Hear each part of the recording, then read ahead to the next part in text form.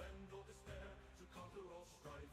Honor to you, my brothers in arms. One by one they swore, each vow profound. In thunderous oaths their fates were bound. For worlds they cherished, for king and creed, to shield the weak, to guide, to lead. They are the shields in darkest nights, the unyielding flame, the emperor's light. We stand as one for the Father of all.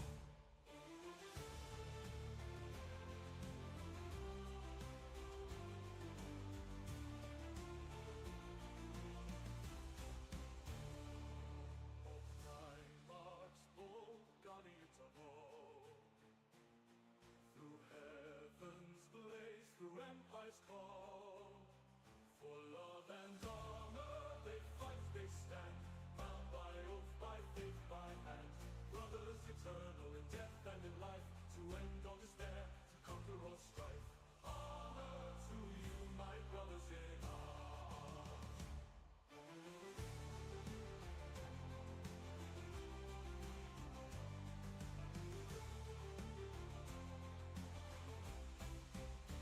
Some fell to shadow, some fell to dust, but the loyal endure because they must. Through broken walls, through silent cries, they rise again, for honor never dies. Honor to ye who serve.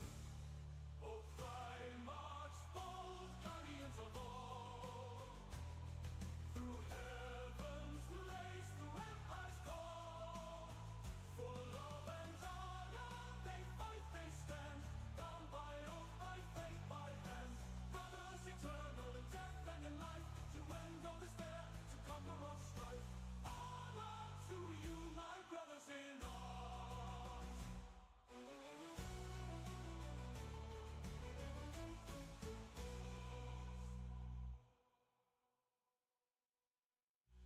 And as stars fade and embers glow, their voices soar in twilight's flow.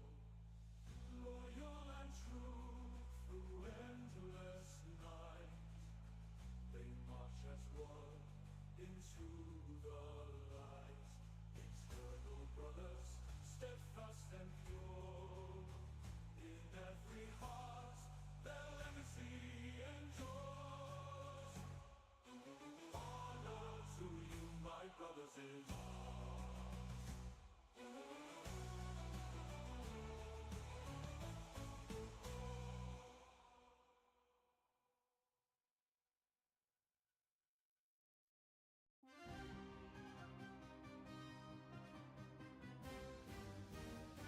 There was a boy they called the Kid, a runt among the guard, too small for war, too frail by far, his life seemed doomed and hard. They laughed and mocked, the others did, he never said a word.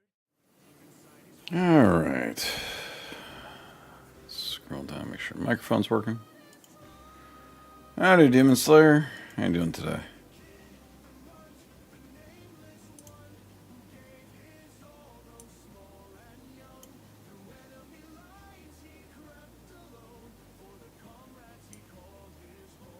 There we go. Check. There we go. Okay. Today was a hell of a Monday. Amen to that. It was very Monday-ish. I agree.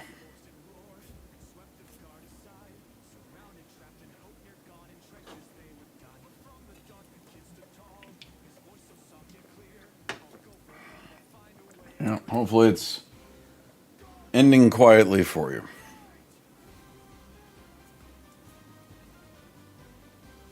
Oof. Guessing it was a lot of breakdowns.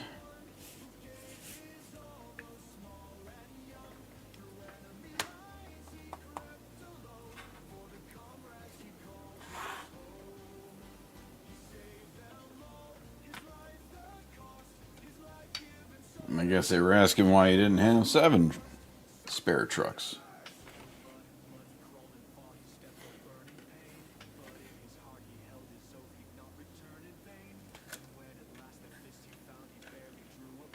There we go. Put you over there.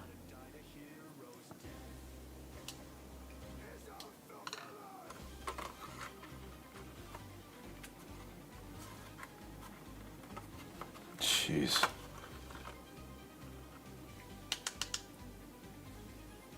Heat?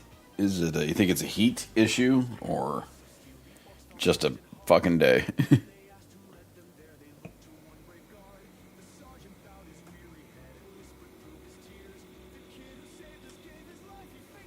Just a day. Well, hopefully your evening is relaxing and calm. That way you don't have as much a day. The day is over.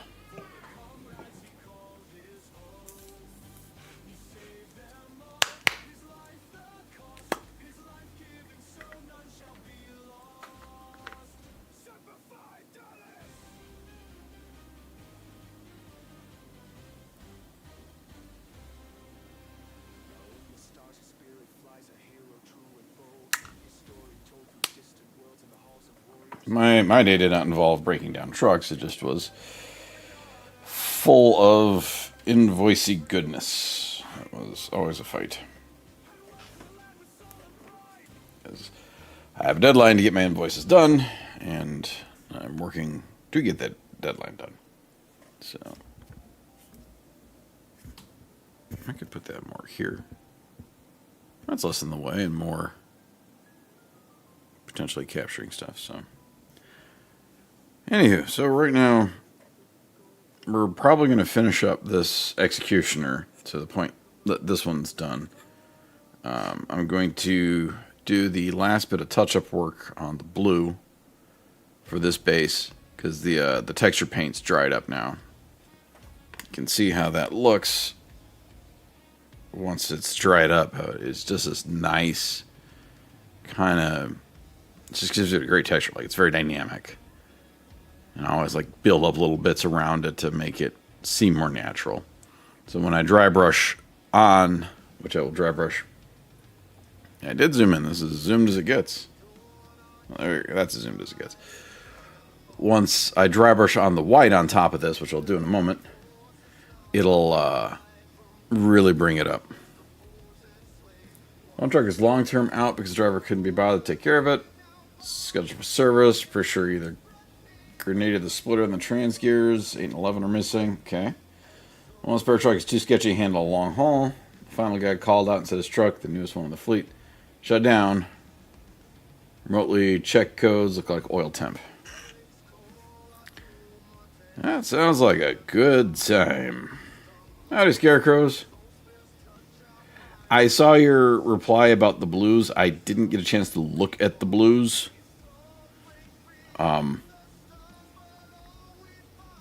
It is more than 2. 20 streak, damn.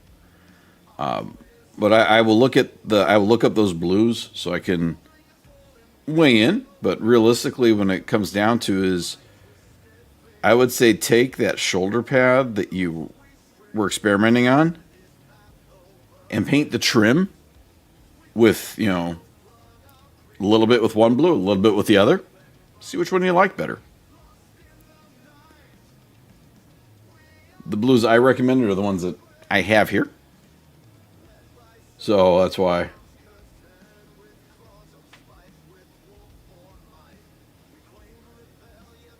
Oh.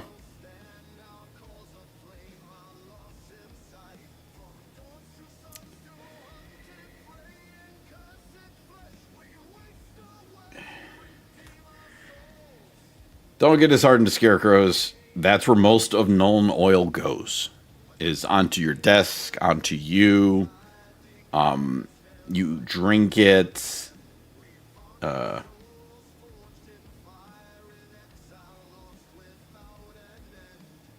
have spilled Argex Earthshade. We've had spilled. The reason this Druchii Violet is so low is somebody spilled it. I've dropped almost an entire thing of Nuln Oil. Argex, Nuln Oil, Druchii. I've had a Black Templars contrast, which is almost as watery, go down. It's part and parcel of the territory.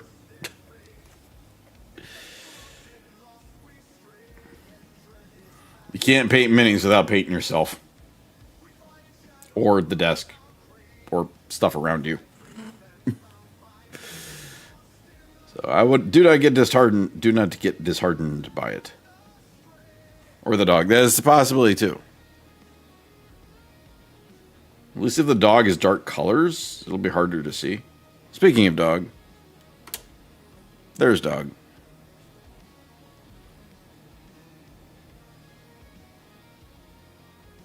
The wide cam is the one that was glitching, correct?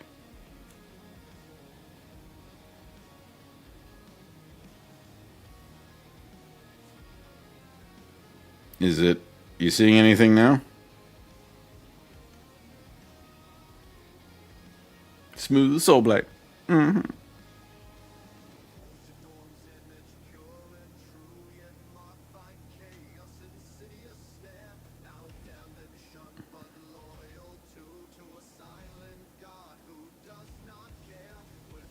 Okay, if you're starting up Clip Studio Pro and you have everything running and there's no glitching, I think the computer is taking care of that. Howdy, Orc.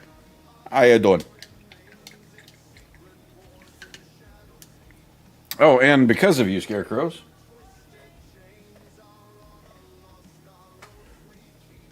I grabbed the wrong one. I picked up the Soul Black Gray. No Demon Black Desk. Now to render a 4-hour 8K Blender render. My daughter knows your pain. She's been playing in Blender and it's like her computer cries. Oh, no, you're talking about the wife's new computer.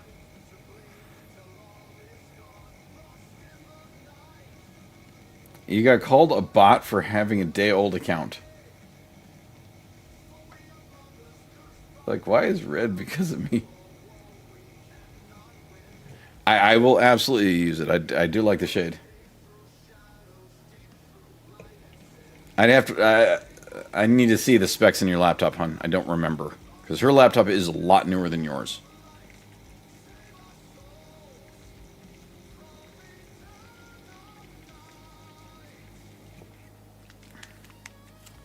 So your laptop probably was a higher caliber laptop to begin with, but I don't know if it's an upgrade or downgrade now. Well, thank you for clanging.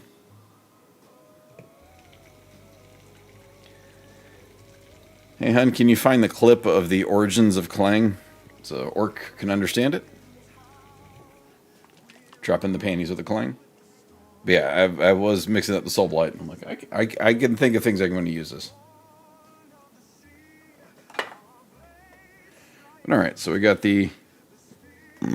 excuse me.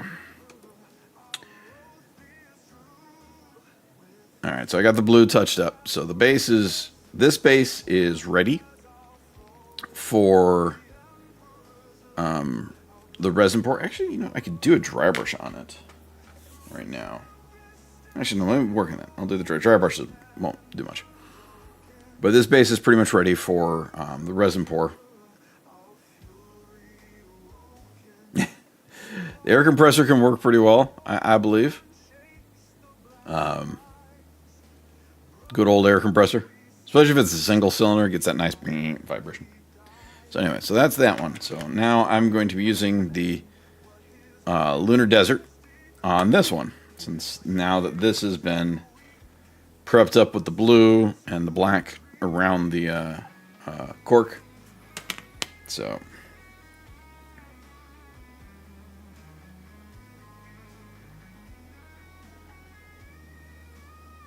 For Siege, there's the big announcement stuff this weekend, but I didn't remember anything about today. I don't remember. Oh, there you go. Orc. That is where Clang came from an older stream. Siege updates are every Monday. I don't know. I thought they changed the schedules a bit because they've been doing the since they did the reveal shows and the update there. I thought they were changing things up.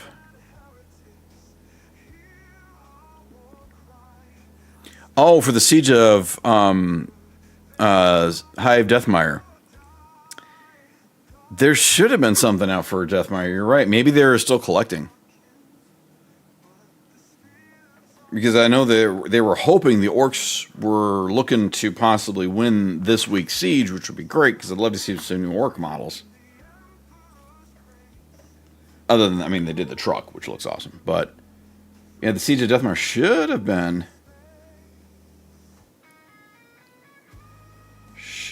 out, but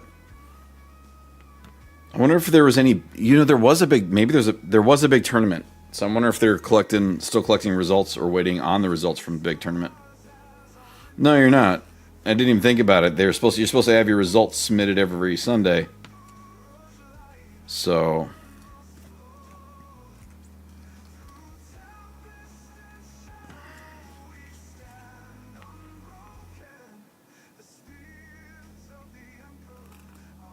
I mean, you might be losing your noodles, but if you are, I am too. My noodles have been lost for a long time. That ramen packet came apart ages ago.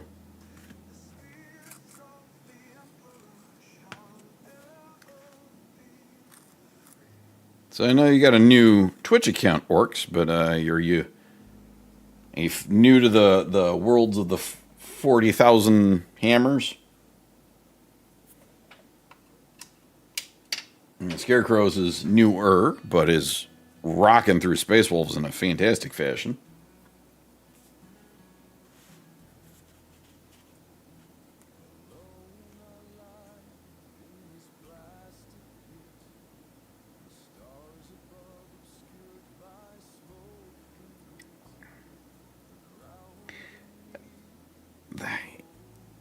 Yeah, that Ultramarine thing was weird. Like, it's a cool model. It really is. Is it? No, but yes. Fair enough.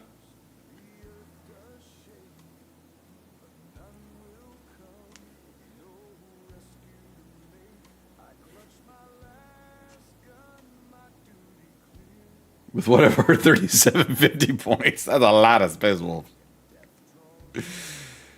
A lot of Space Doggies.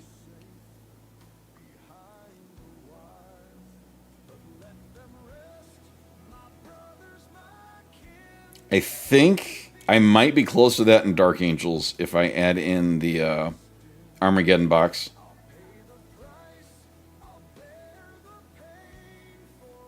But I plan to kit bash an entire Orc clan. Ooh, enlighten. Please, enlighten us. Because I have very... If you haven't noticed, I love kit bashing my models a lot. Hence the Chaos Knights with, bloodletters coming out of them that are monstrously kit bashed and crazy custom bases and knocking them over. I love kit bashing. And for our orcs that we will be building, starting with the Armageddon box, it's going to be based off of Arnold Schwarzenegger movies. Howdy, Sandris. Thank you for the clang. Single night, or is it a double night for you, Sandris? But I'm going to be basing all my orc, every unit is going to be based off of a different Arnold Schwarzenegger film. So, Bear Crushers.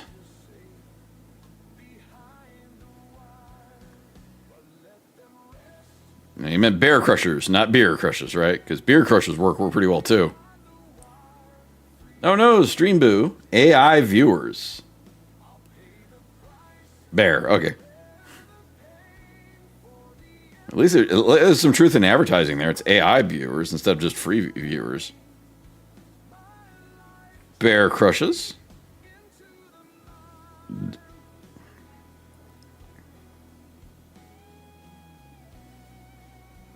Loga and the Wolves is Santa and his reindeer. That's tempting. That is really tempting.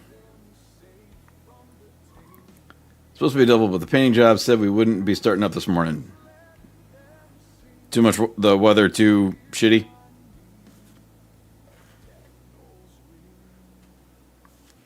So hopefully you get a slower evening.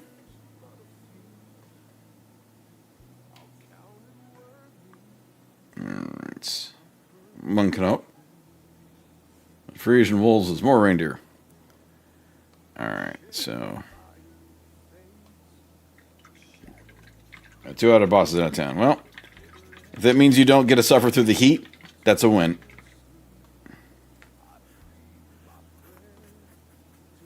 So tell us about the Bear Crushers Orc. Making the clan into a Discord as well. Ah, okay. So, alright, so there is the wet,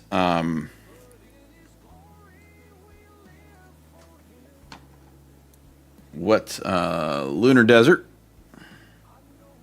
So I am pretty close to done with this. Like, I have used this entire thing for these nights. That's a lot. Honestly, I'll be using the last of this on the Knight Lancer, which I gotta order the friggin'. I'm just gonna order the bits I need for that. I'm not good with lore, but you can try. Well, that's the best part about orc lore. Or you still suffer, just not as long. No suffering, Sanders. We don't want you suffering. But the fun part about orc lore, make it up. That's all lore is made up, honestly. You really should paint some more here.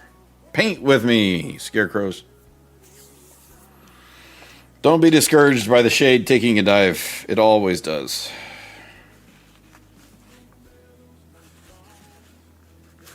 I have wasted many, many, many, many, many paints. Dark Owl! Yelp. How you doing this evening, sir? I've dropped full things of paint. You can't see it. I mean, look at the mat is already stained, but underneath it's a kind of a cushiony mat that's even more stained from paints.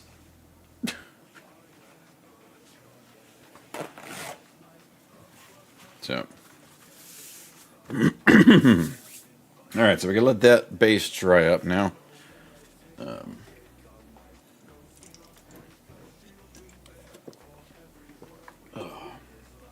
Finish it up. Ooh, I got a laser thing. Can't really see it. The only reason I say suffer at work is that 8-9 people. Yikes! That's a lot of people quitting. Bear Crusher Clan only love brutally murdering bears and space marines, aka tin heads. That's fair. As any orc would. Alright, so I'm going to... First, we need to do a contrast on...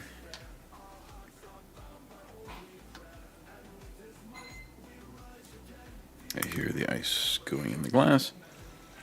Do some contrast red on the back of this melt-a-gun.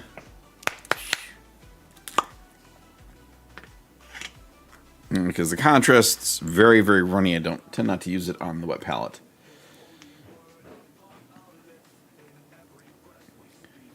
Just kind of feed over it. Ragnar, Ulrich, and Arjek, Lucas, and Canis, and Nagar, and Bjorn. Oh.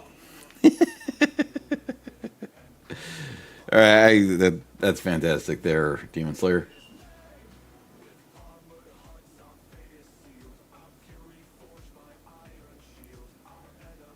It's a good reason to get them buyers.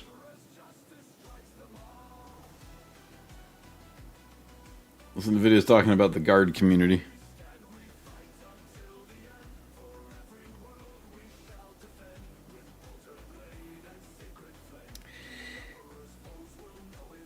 Pressure shade used a 5 yesterday. Well, alright, Scarecrows. I would say it's kind of application dependent. I usually do use a larger brush for shading. I don't think I've got a 5. I think the biggest I have is a 4. So normally I'll use like my 3 or my 2 for... Is that a 2 or is that a 1? Or my 1? Thank you, beautiful. Cheers to everyone.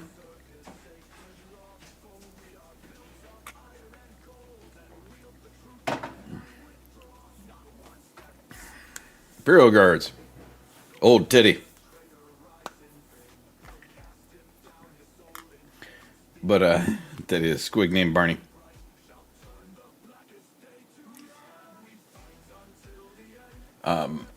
If you do like orcs and fun stuffs there, Orc, please make sure to check out Orc and Squig. It is a slice of life comic about an orc and his pet squig. You might find it highly, highly entertaining. It's free to look at on Patreon. Yeah, the guards at the moment are tweaking. Unfortunately, my cast knights are right down in that bottom barrel too. That being said, some guy did do a 5-0 with a cast knight army. It's one of those weird things I've been seeing with the different factions. Is a lot of like the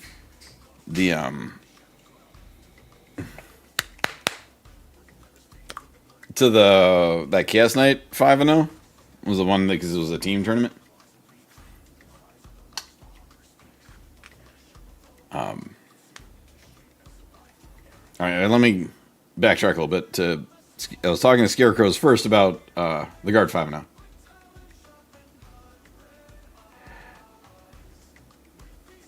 I am flattered Orc, but at the moment I have my own Discord and I use it not enough already.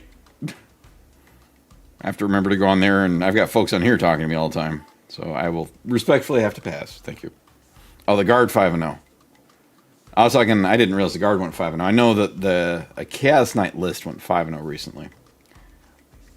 Anyway, before I forget my answer for Scarecrows, as far as the shading goes, it depends on what I'm doing it on. If I'm shading across a large surface, I'm going to use the absolutely the bigger brushes, like the 4-ish that I have. It's just the biggest one I have. If I'm going to be doing shading across something small and precise, I'll do some shading in this guy here tonight. I'll use a more precise brush on it to just put the shade where I want it to go. But then I'm not using the general shade that you're using, like the Soul Blight Gray. I'm specifically for these guys using like Arjax Earth Shade to get a darken on the edges. So I don't want it all over the model. So it is kind of situational dependent, I would say. If you're doing the shading for the base tones of the model, like your wolves, then I would say, yeah, use the bigger brush. It makes it a lot easier, honestly. But I did not know about a Guard 5-0 Demon Slayer. I have been seeing the low win rates, like Sandra's is saying, the 28%.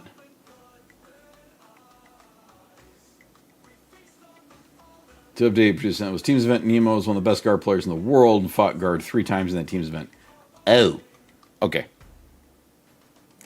I know the Chaos Knights, I think it might have been the same team tournament. Or it was a big teams tournament where the Chaos Knight player went pretty good. I'll make the clan fun with custom models. You absolutely should, Orcs. I love custom models. Hence, an entire custom army of, well, this isn't the entire army of Chaos Knights. I've got the Abominant there. I've got my Tyrant, the Spoiler, my Rampagers chilling over here. I got a couple of the War Dogs out here. I've got cases of War Dogs back here. I love custom stuff. You should absolutely do it and make them custom and have fun with them. Orcs. I saw that. Those Imperial Agents players are rocking. But that's also the guy that I think... One of them is the guy that took Agents to Adepticon and almost, like, placed 4th or something crazy. Nom, nom, nom, nom, nom, nom.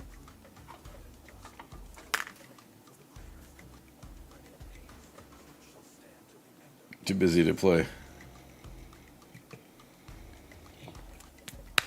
Well, it's funny, this was the first weekend I could have actually gotten a game in at the store I go to on Sunday, but we were so busy setting up a new computer for wife that I didn't bring my stuffs to get a game in. Guard versus Tau. That's going to be a tough one.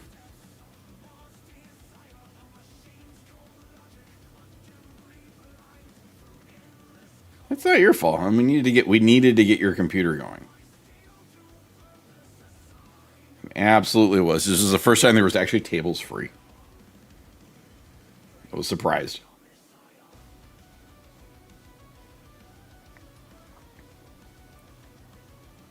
It'll play when they fix point cost. They said that should be soon. TC101 rated your channel with 2 viewers. CDs. Thank you for the raid, CDs. Always appreciate it. Oh, and just for you, CDs, have a sleepy lemmy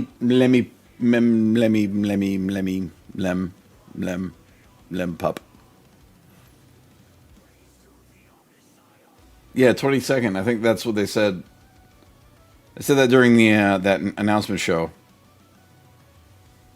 or the Q&A thing they did. That was coming up real soon. They're going to be doing the first big monthly update, which I'm sure will have points adjustments and potentially disposition changes and stuff like that. It's going well, CDs. It's been a very Monday.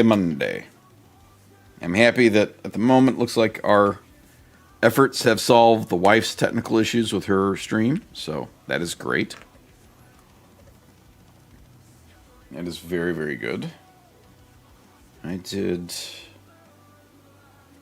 draw the flame. So.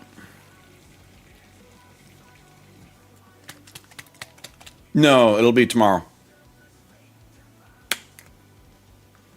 She'll be streaming her comics stuff tomorrow with the new system. She's got to finish setting everything up. She's doing a stress test earlier. Because we used to get a glitch on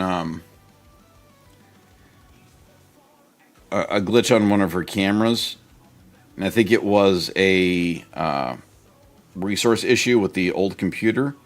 So we did some very specific upgrades to make that not happen with the new computer. Found a blood claw. Forgot to put a backpack on. Uh-oh. You can't let that blood claw go to school without a backpack. You'll get mocked by the other wolves.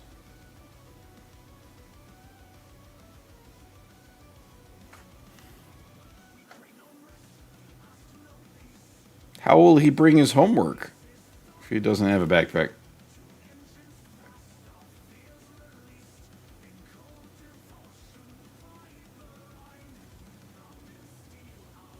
Did we break GW with the Siege of Death? We were just talking about that, Sandras. We were just talking about that. I didn't even click that they haven't done it yet. I'm checking the community right now. No, all they had today was the new Ogre Maw Tribes character who looks fucking amazing, mind you. But that's the only real community thing they had today.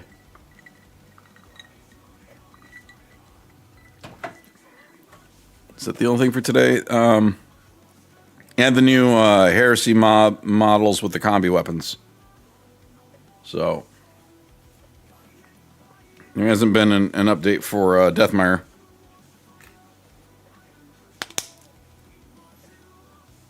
Technically, depending on where they're counting the time, I still have time.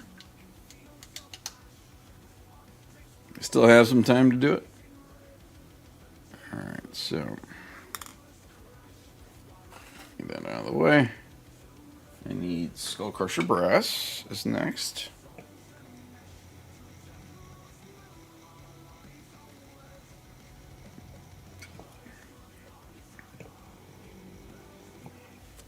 I want orcs to win. I want to see the orc bikers.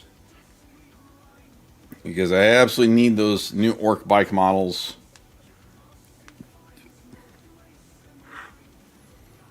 And those are going to be the T2 orcs.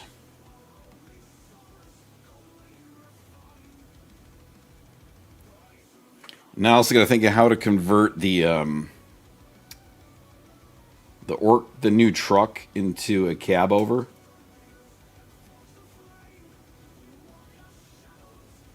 So I can make that also part of T2.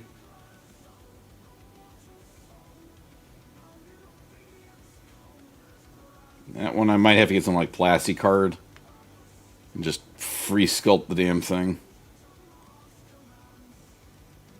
You got to turn into oh god, what was it? I think it's not an FLD. Because the FLD is the standard trucks. I think it was a Freightliner cab over, if I remember correctly, from the movie.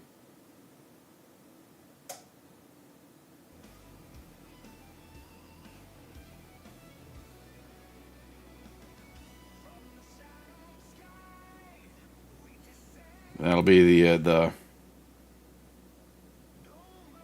for the Arnold Schwarzenegger orcs.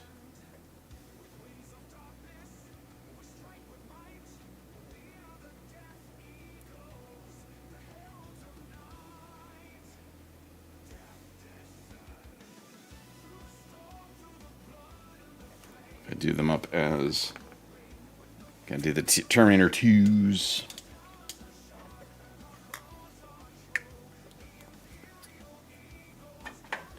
Not sure.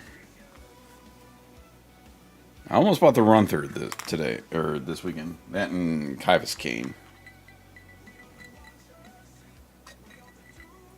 And they did confirm that you can field the Gretchens.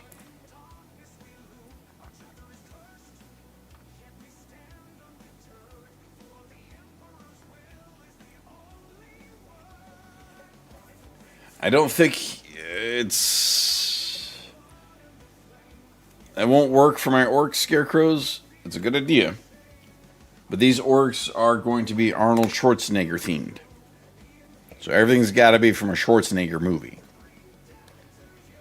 So I want one of the orc trucks to be the cab over, the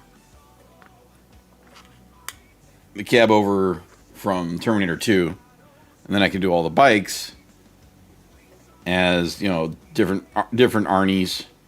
So maybe someone with John Connors. I'm gonna have Predator, Running Man, Twins, Kindergarten Cop, Hercules in New York, Conan, all that kind of stuff. I could do that. Mark Boss of the Melted Face. Could do a Sly Marabo. That is always a fun one. Ooh, that'd be perfect for the Predator squad. To do the Predator squad, just have a bunch of the Orc Commandos and then just put Sly Marbo as one of the Orc Commandos in the Predator squad. That works, Andrews. I'm going to need to do that.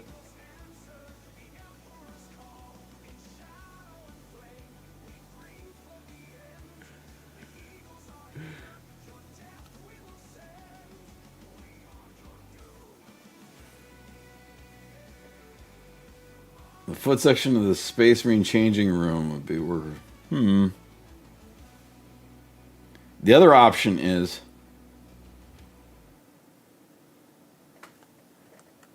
I could do the Governator. I lived in California when he was there as the governor. That was where,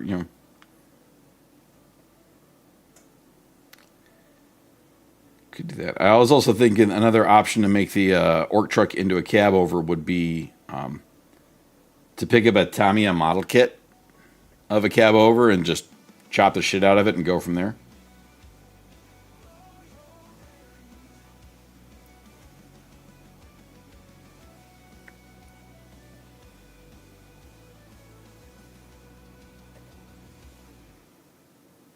But also I planned on doing I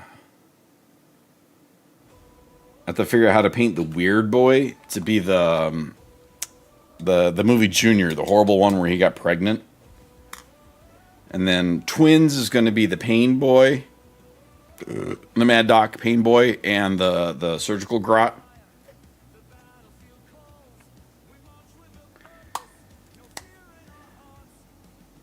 I'm not sure. I'd have to look.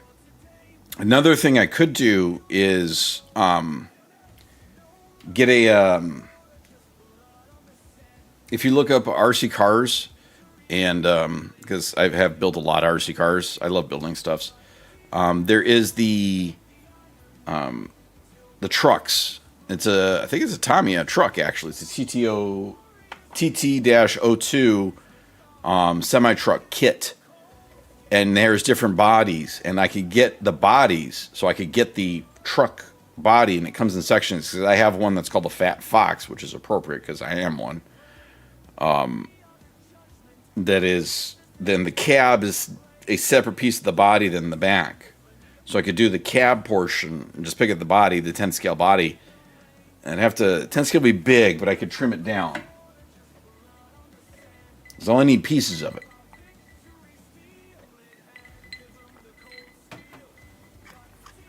I mean, I've got some stuff to get to before there. I got to finish these Chaos Knights. I got one more very custom Chaos Knight coming up. This Knight Lancer up here. And that one is going to be my most ambitious custom of the bunch. I'm going to be doing a lot to change the pose, a lot to change the weaponry. The base, I have all kinds of stuff for the base. I've got the ice spike effects. So it's going to be hitting the ground with the chain axe, and it's going to be shooting out these spikes coming out of either side of the chain axe as it digs into the ground. So that one's ambitious. Now we'll work on that one. Alright, so I've got him mostly ready for dry brush. I just need to let him dry so I can get the dry brushing done. I've also got Nurglings to paint. So let's do a little bit of dry brushing and work on this Carapace. And then there is a Knight Lancer.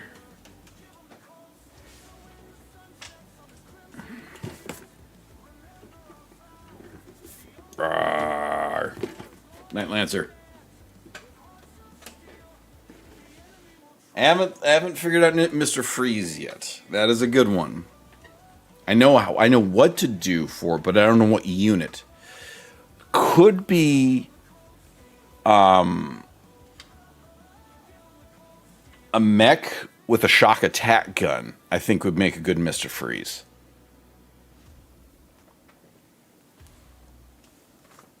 I think that would be good. Speedo from Mr. Olympia era. That would have to be like a Beast Snagaboy.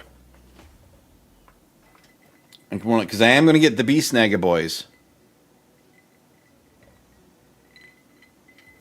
Because I'm going to be buying the kill team with the Exodites, because I want those Exodite models. And it comes with Beast Snagaboys, which will go perfect for the orcs I'm building. But yeah, I'm thinking like the shock attack gun that's got the 3 orbs that's like spinning and has the lightning behind it.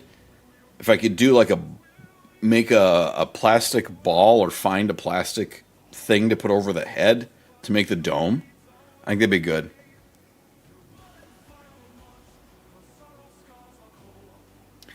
I'll have to look at the kill team for the Exodites versus the Orcs Demon Slayer. But if one of those Orc units is 6, and then there's the Mr. Olympia. Or I could do it it could be all the Arnolds that are exposed. So you got Conan, Hercules, his Olympia stuff, anything else where he was like, look at my muscles, I'm all beautiful and glistening. I don't know where that came from.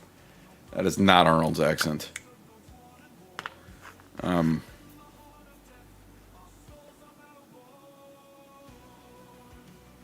Sorry, Arnold Schwarzenegger, if you're watching. I apologize for me butchering your accent. Don't kill me. All right, that's fair. Clip that.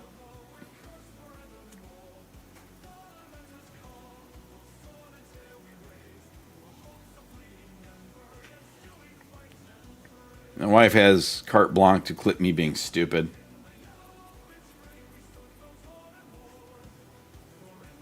Because I need more clips for YouTube shorts.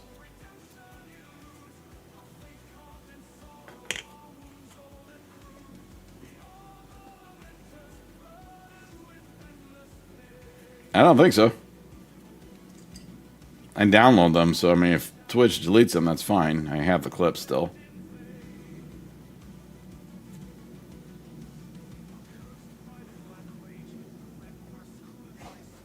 We're under the flight path. Oh, stupid is fucking... I am absolutely. The stupid is as stupid does.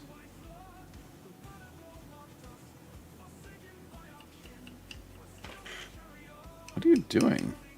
Alright, we got weirdness going on here. I keep seeing her doing stuff. Okay, she's just nesting.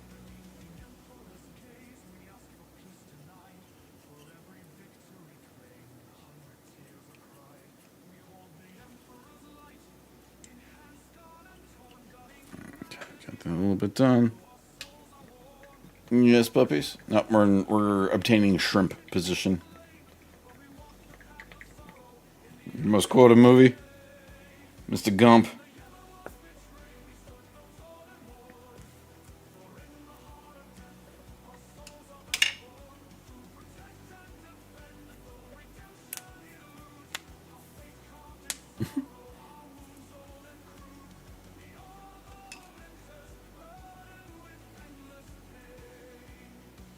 Schwarzenegger. Spaceballs is probably my most quoted movie, I would say. For me, that is, because... Where are we? Where now? What do you mean? We're now. When does this happen in the movie? This is happening now. Everything you're seeing is now. It's happening now.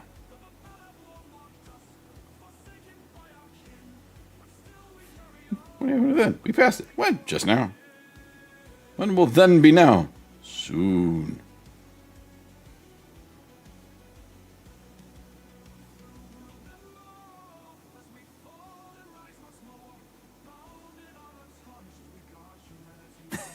Shenanigans. Yeah, Super Troopers is pretty good. I said shoot across her nose, not up it. Sorry, sir, I'm trying my best. Who's that guy? He's an asshole, sir. I know that, but what's his name? No, that's his name, sir. Private Gunnery First Class asshole. Who put him here? I did, sir. He's my cousin. He's an asshole, too. How many assholes we got on this ship? Yo. Surrounded by assholes. So many quick lines in that movie you have to watch for. Shenanigans.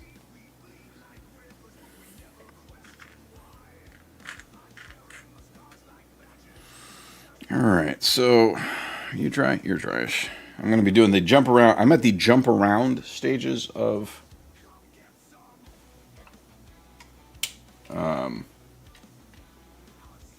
the moment where I have to, okay, do this, that's got to dry. Do this, that's got to dry. Do this, that's got to dry. It's kind of like the final stages of this.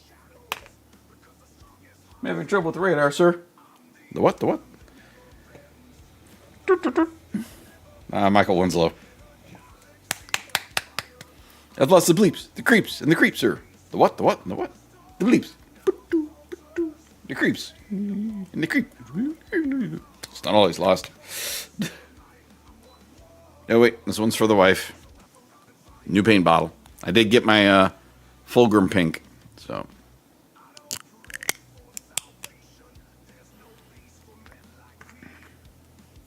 Police, the sweeps, the creeps. So, about the man ain't found shit scene. Demon Slayer. It's one of those subtle jokes of that film that people tend to miss, unless you've watched it way too fucking times like I have. Did you notice that, so he's got the bullhorn, and he's about to ask him, and then he turns to Colonel Sanders, and every time he talks to Colonel Sanders, he's using the megaphone. And then he yells at the guys. And then he turns back to Colonel Sanders with the megaphone. It's like, wait a minute. The movies are full of little things like that. Or the fact that, you know, what's the matter, Colonel Sanders? chicken. Prepare ship for ludicrous speed.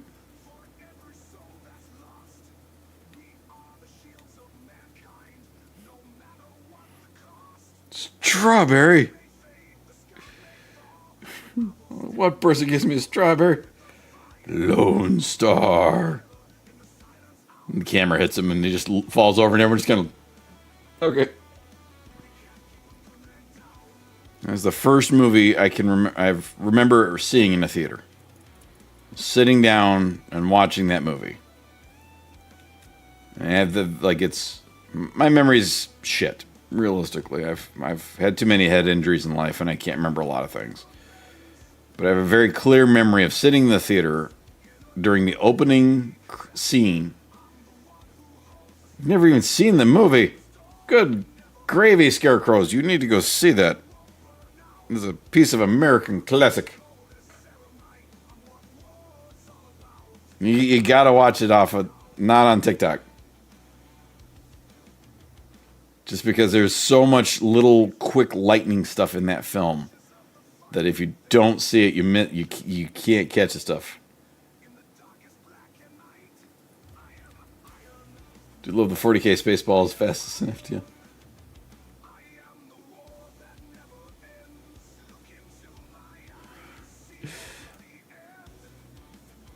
It is a classic. It's one of the last great Mel Brooks films before he got censored too hard and had to go to Broadway.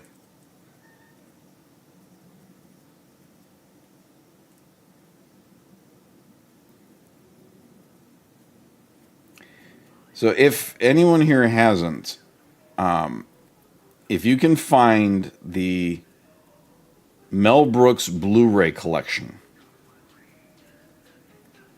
it's a box set.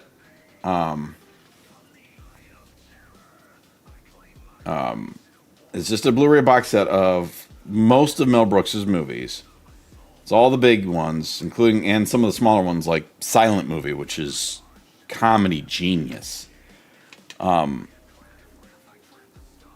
is worth buying the Blu-ray collection just for the behind-the-scenes commentary from Mel Brooks, which has so much insight into some of the crazy shit. Like the Spaceballs commentary, I swear is him apologizing for most of the movie, going, "Oh God, that joke's horrible. I'm glad I left it in. Oh man, that's bad. I can't believe I did that. It meant to be there." It's like this whole commentary for the whole film. He'll talk about the fun things. The Blazing Saddles commentary is him explaining the story of how he had to lie through his teeth to get that movie made. And he did. He thought he was going to be sued to death because he lied to everyone's face about that film. And it was such a success, they never came asking. So he's like, I obviously did something right. The commentary alone is worth the Blu-ray collection price. And you can see some of his lesser-known movies. Some of Blazing Saddles will absolutely get me demonetized and banned, so please don't. That being said, there is a theater in Orange County, California. I think it's the Orange Grove. It's a huge, it's not a major chain. It's a privately owned theater. But it's a physically huge theater. Like, it's one monstrous movie screen. And they used to, for a long time, every Martin Luther King Day show Blazing Saddles uncensored.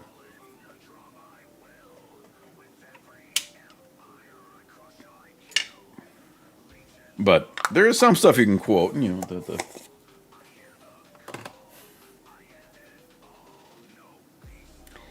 My brush soap is running low. I stole that from the wife. So, yeah, it probably doesn't need to get resupplied. All right, so we did the dry brushing on the bloodletter. So now I did it with the right color that I wanted. So he's pretty much ready for contrasting. And I want to use, I think I did Doomfire Regen on these guys. I did not do Magmadroth Flame because I wanted them a darker red.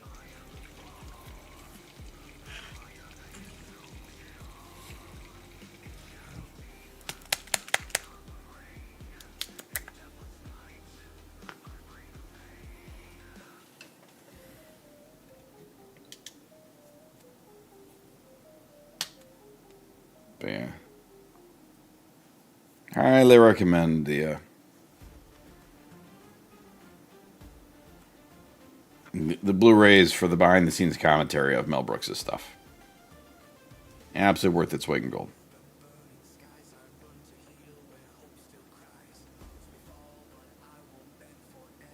Have a good one, Sandris.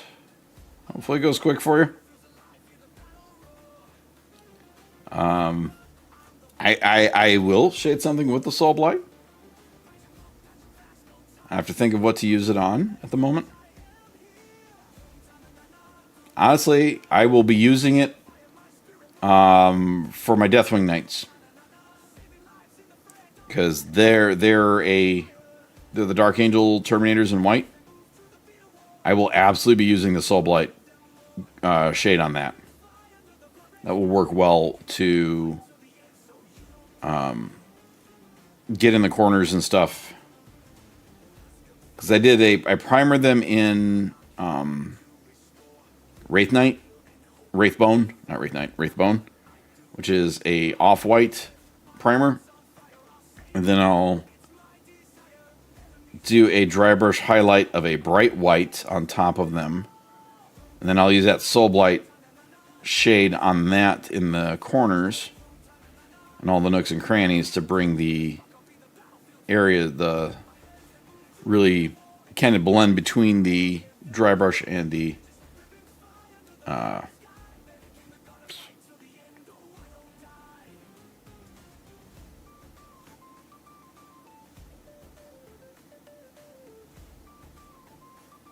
now I'm doing a contrasting. So I like using the contrast paints a lot.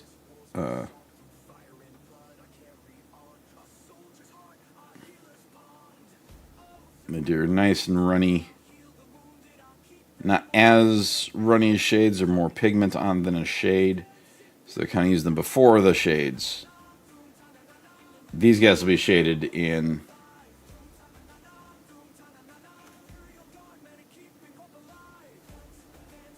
yeah. If you want to have a little fun real quick. Reach over here, grab a handle. Reach back here, grab a Deathwing Knight.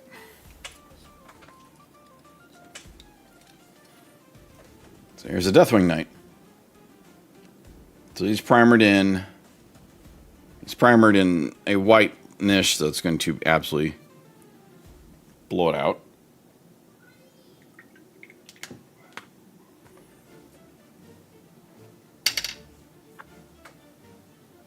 I could, so I need to really mix up this Soul Blight. Soul Blight Great. Why it's hard to say for me.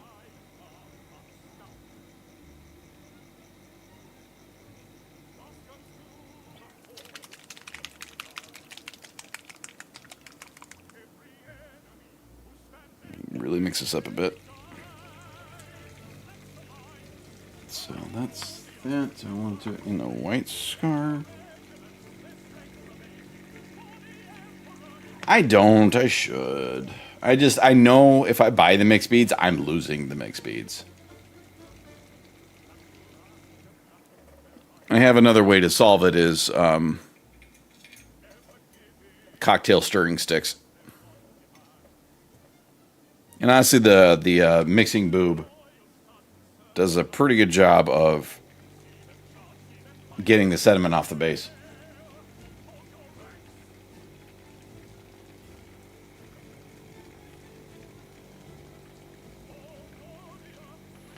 Yeah, I don't trust myself.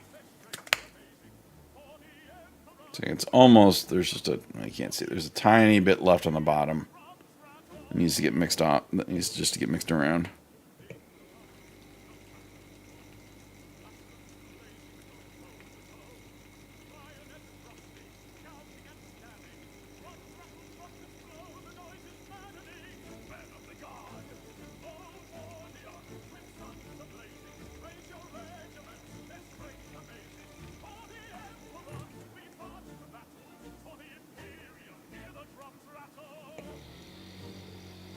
Come on. I can see the pigment like flowing down the bottle, so.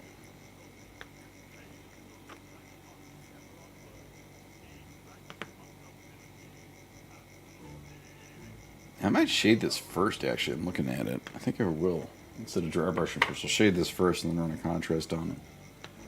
It's either that or I use the Apothecary White, which is a contrast. But I think I would use shaded, using the shade. I think Apothecary White is the contrast version of this.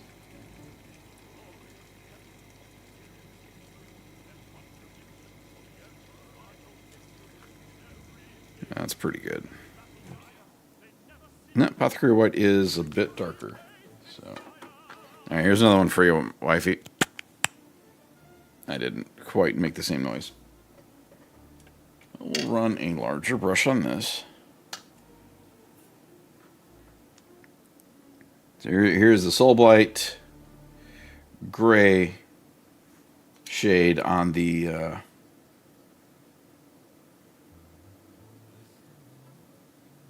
so I just want to get it in all the little nooks and crannies.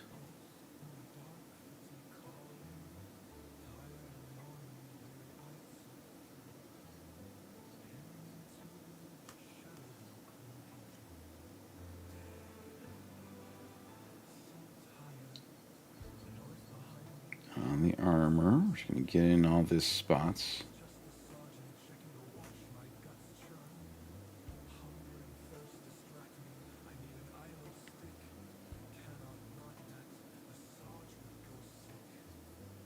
See, and then honestly, if I dry brush on a white above this, I think that'll be good once this is dry.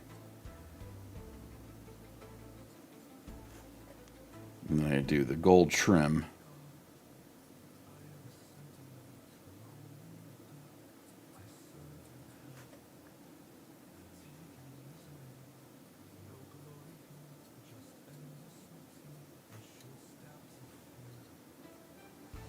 I'm not going to be doing any kind of off-source lighting or anything on this. Get the Terminator honors going.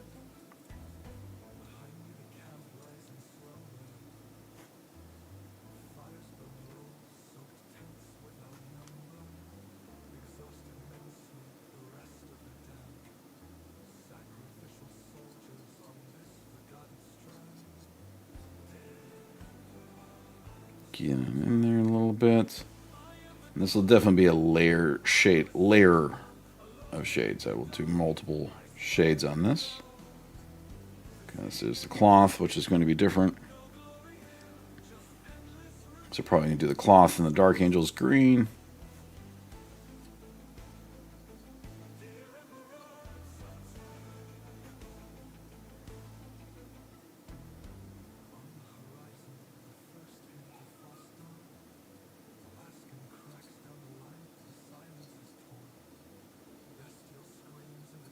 All right.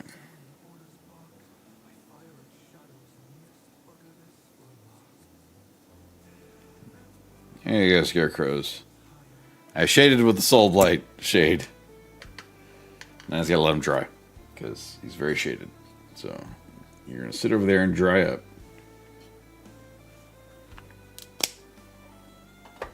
So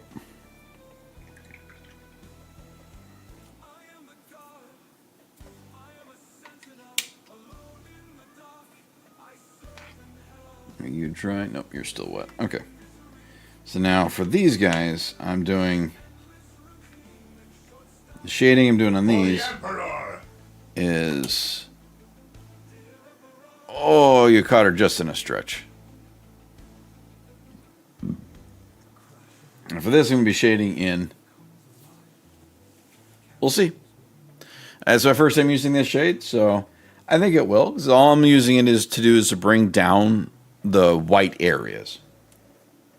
And then I'll probably hit it with a dry brush from Wraithbone to bring the highlight up the areas that I want, like, kind of to show the depth and stuff.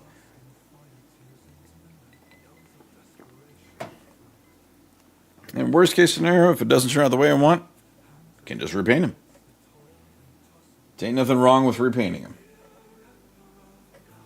So now this I was using Nuln. I was using Nuln oil. I'm almost out of Nuln oil on this Nuln oil. I have 2 more here. So like for this guy here, on the shade I'm doing these, as I throw the pieces, I am using is one of the larger brushes I have is a 2. So I'm going to sharpen at the point. Just let the brush soak up some of the shade. And I'm just going to run it on this trim and on where the trim meets the paint. So that's all I'm using the shading for in these guys, these pieces. It's just to provide a little depth around these rivets and just a little bit in there. And that'll dry up. So let me zoom on in so you can kind of see more what I'm doing here. So just soak up a little bit of shade on the brush. And I'm just throwing it on the desk. Pick this up again. So I'm just going to run it across these trim pieces because I want to bring the trim brightness down. That's mainly what I'm using the shade for. And it gives a little bit of depth around like these rivets and things. So you don't have to use much, you just touch the brush into it. It'll soak up everything you need. So just like that. And then once that dries, it works well. And then for like these pieces, just kind of running over that bit right there. And all it does is it helps the skull come out a little bit more now. So just run it.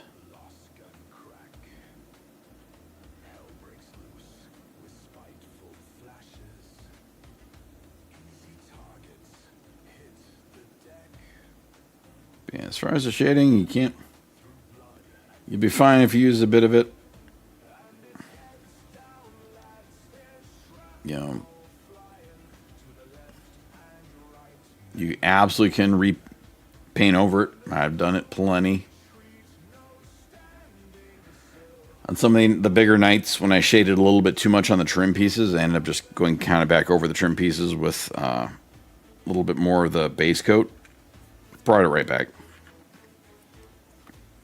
So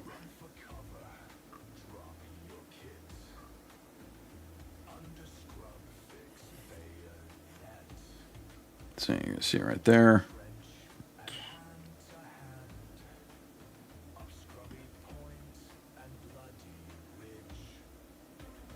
Shade can also help hide any spots. You're like, oh, you know, the line doesn't look as clean. Like on this trim.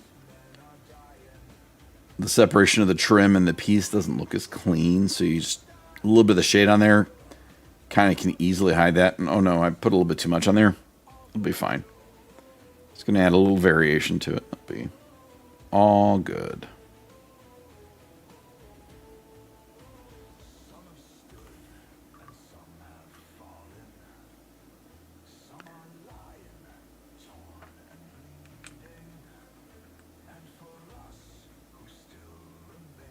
Okay. So now you can see it here on that skull. So you got that skull right there. So the skull right on the top of this like little arrowhead thing. There you go.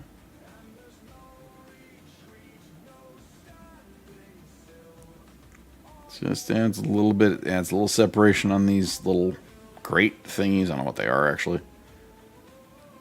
Just run over that.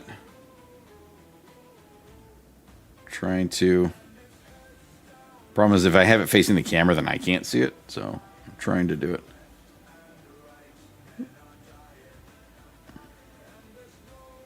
There you go. So.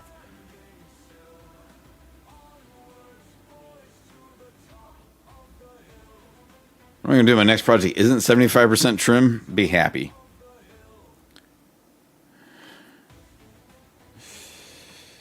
That being said, I have to look at the Lancer. I think he's got lots of trim. The orcs aren't going to be that much trim, so we'll have to see about it. Probably next one will be 85. That's probably accurate, Scarecrows.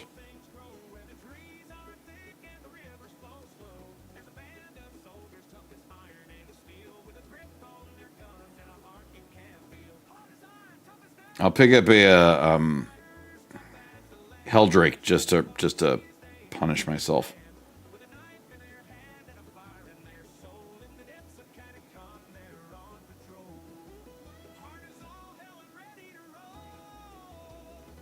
Okay.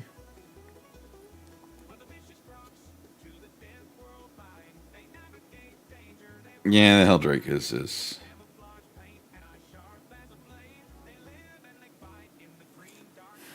pretty much, yeah.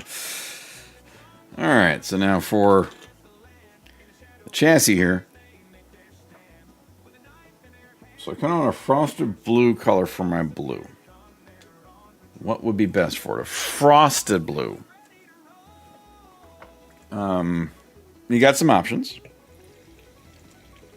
I would say. Because, like, there's the a Sermon blue contrast is a very, very bright blue.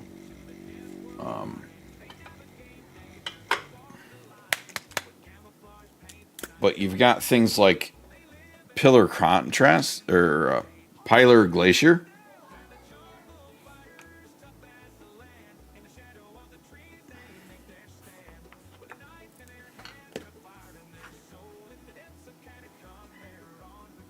Come on, exposure. One sec.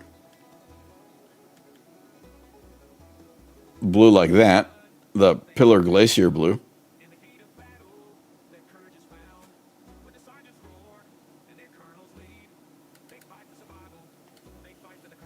That is the Pilar Glacier contrast paint. I've used it for touching up the frosted glacier bases, kind of a deal.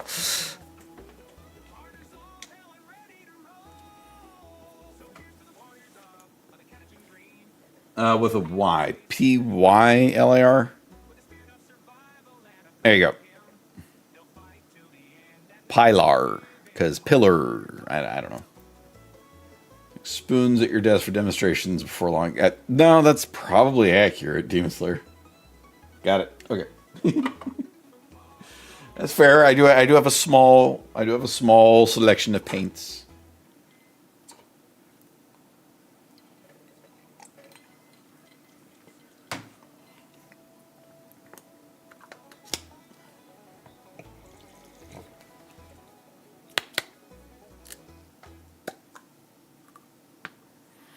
All right, so now I'm going to be doing shading on my face cam is stuttering a bit.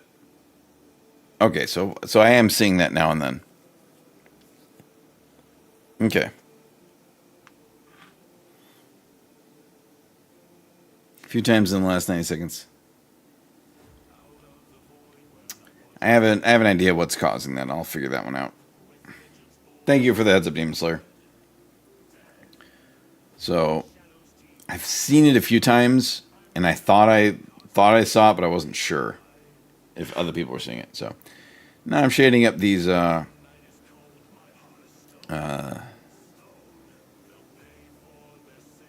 scorpion stuff. It's something to do with the fact that that's an Elgato camera, and it's stopping. Like, it's the resources. I might need to adjust it out from the Elgato app.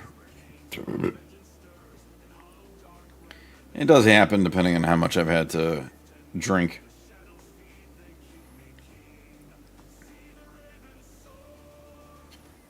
So.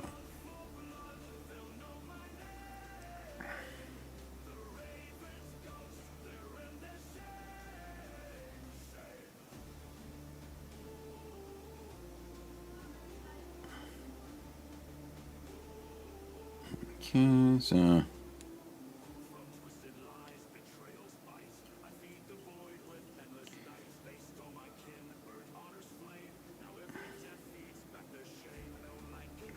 just do a little bit of just a little bit of shading on those spots there.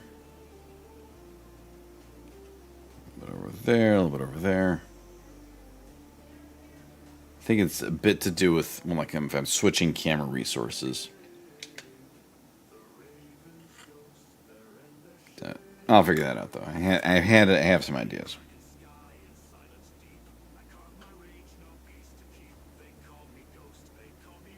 Should also check all my drivers. It's probably do need to update some drivers. So I would like to get a proper. So the tips and show me stuff I'm going to watch favorite Sam Neill movie. That's fair. Thank you for stopping by, Scarecrow. Go enjoy your movie.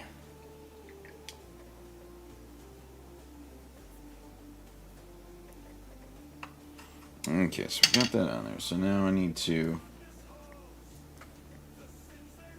Now I did the contrasts on the guns, which is flesh tears. One ping only, please.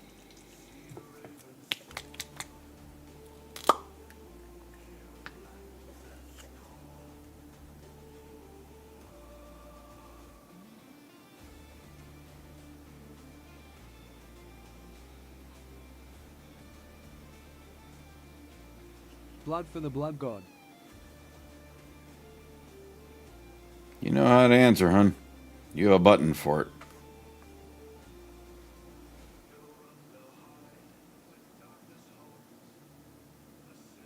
There are not. You are correct, sir. It's a little hard to do, mainly because the night masks are underneath the cowling, so it'd be tough. There is. Oh, good, Scarecrows. There is some like Etsy models that are very Korn-esque for knights and stuff, but I wanted to do a little different. Yeah, there's the cameras. The camera's lagging right there. It's something I'll have to figure out what resource is causing that.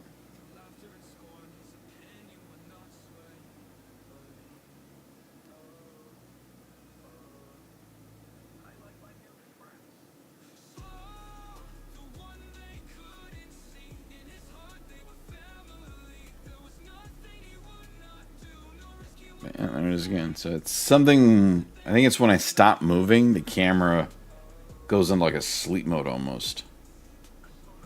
If I'm still for a moment, for too long, then the camera thinks I'm not moving. So it's a setting in Elgato. I'll fix that.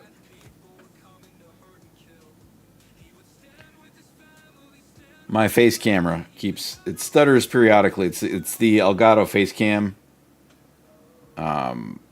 It's the actual Elgato face cam, not the 4K version. But I need to open up the Elgato app. And there's probably a setting simply there to turn off.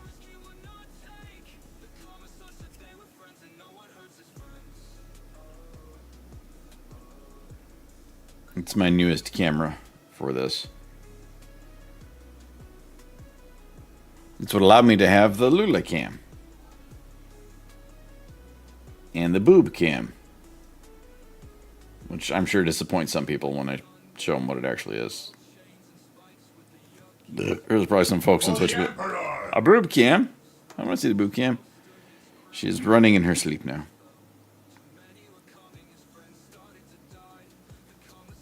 Here's your Lulas.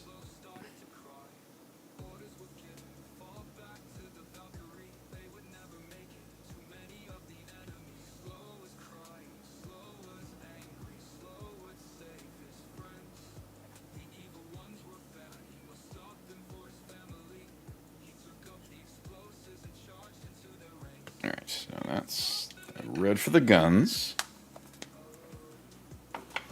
My Basilicum Gray, which has settled a little bit.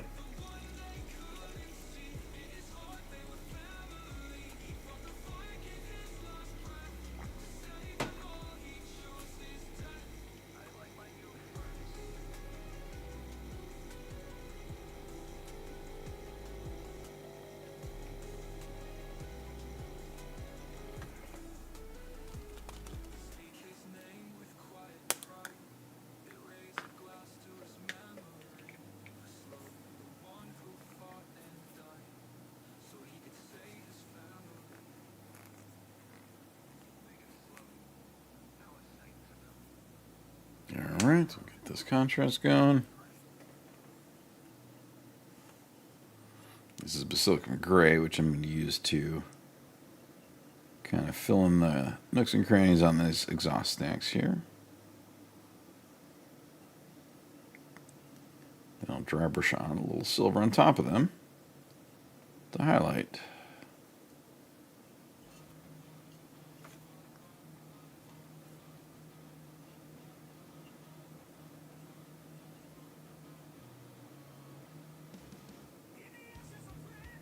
You find good TT.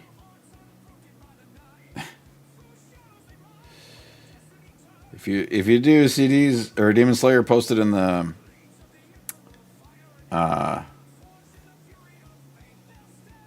Discord.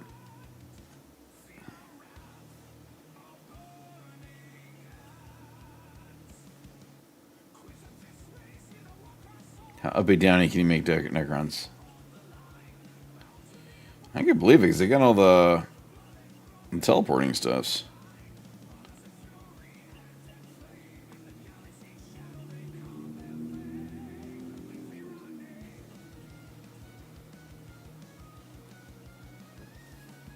Polar Glacier on my hand. I thought about doing uppy downy for Chaos Knights with the I can't remember the detachment. I think it's Traitoris Lance. Not the. There's one of the detachments that allows you to have a knight with uppy downy. I don't remember which one it is. 5 units into reserve per enemy turn. That's a lot.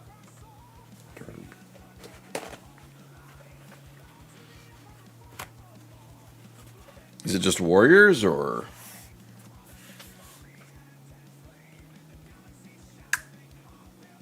I need to do. Oh. Like destroyers or something? It's got crazy punching powers?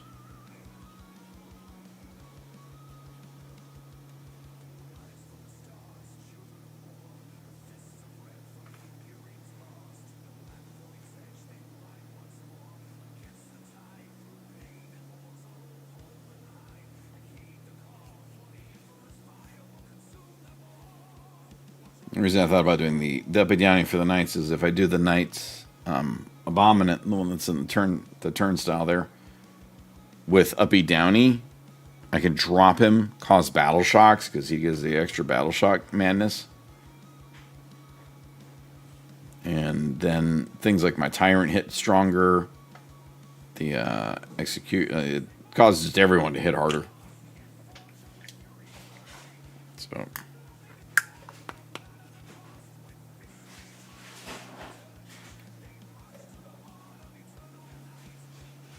Something's going on in the kitchen.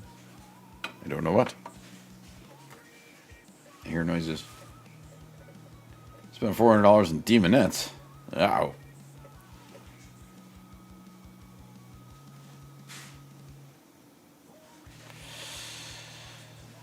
You can't open the can of worms on that one there, CDs. The detachment 3, enemy turn, +1 character has +1 infantry, monolith. And the monolith deep strikes. That's a scary thing to deep strike because that's got some guns. Detachment 2.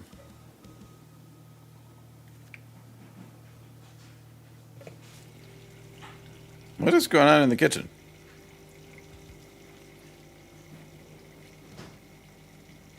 Don't know what's doing. was making a mess. You're making a mess. Why are you making a mess? Because I can't. It's my kitchen. It's our kitchen. I cleaned it up. Kitchen belongs to both of us. Apparently I don't have say in what's in the kitchen. But I get Reese's.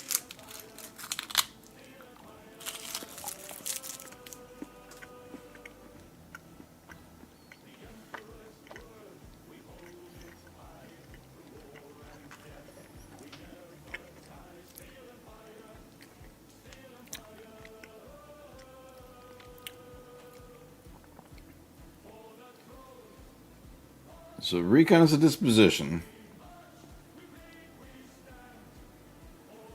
So you're getting your extra victory points for taking corners and stuff. And you can practically be down in your whole army.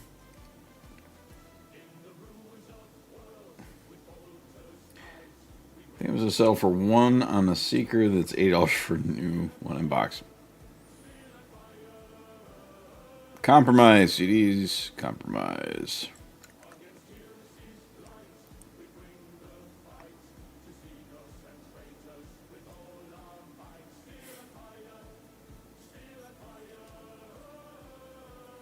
I'm putting the snakebite leather contrast on all these spiky poles and horns and things.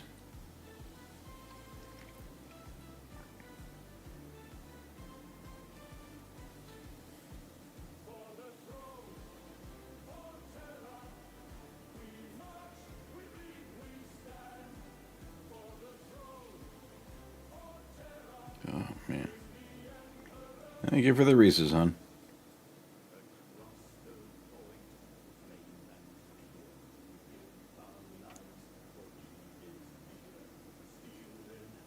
Alright, so we got that done. Oh.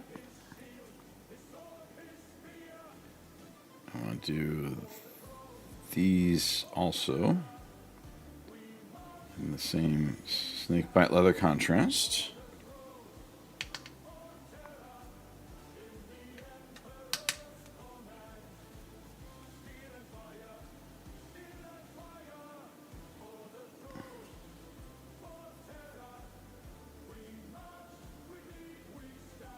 $400 a bit much. It is a bit much. Now the question is, CDs, if you were to get the $400 in the Demonettes, how does that mean? Would it make it easier to justify the Warlord Titan purchase? Maybe.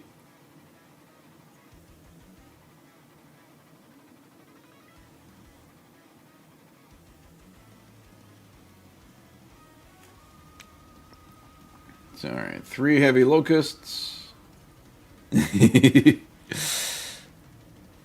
got you all the Demonettes, hon. It's just a Warlord Titan. It's just it's got a 4 in the price point.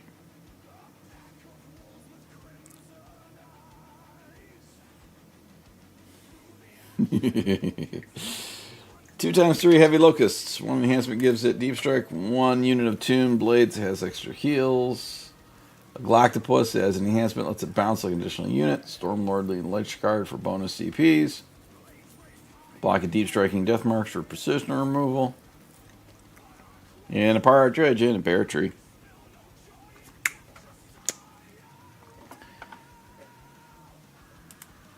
No, actually I don't, because No, I do not, hun. I never use these tactics on you. No. No Warlord Titan.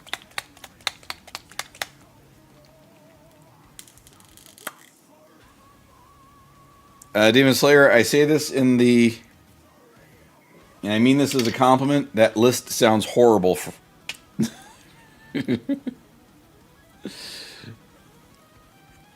Your list sounds utterly just abusive. In the nicest way possible. I did all these ammo crates in ammo drums in a blue because it just looks nice.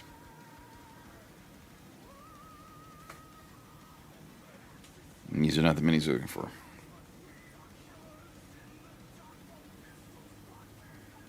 Yeah, actually, CDs, you're 100% right in that statement.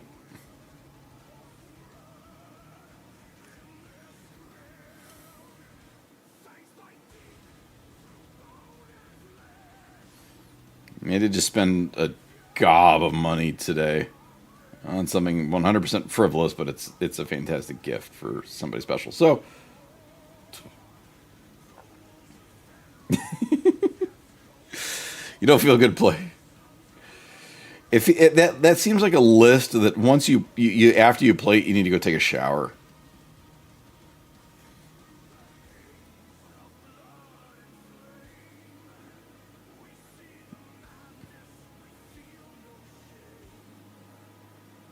You get home from the playing it, and the wife comes up. How was the game today? I made someone quit 40K. Did you have a good time? No. Won, though.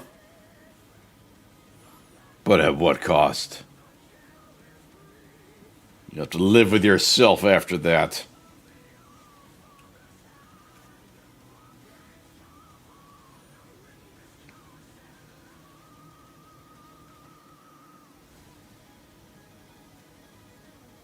Can you live with the horrors of your actions?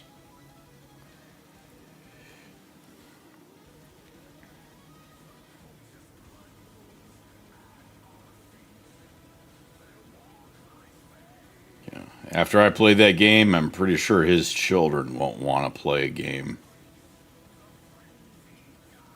He's going to go to the softball field for his kids and just sit there and cry.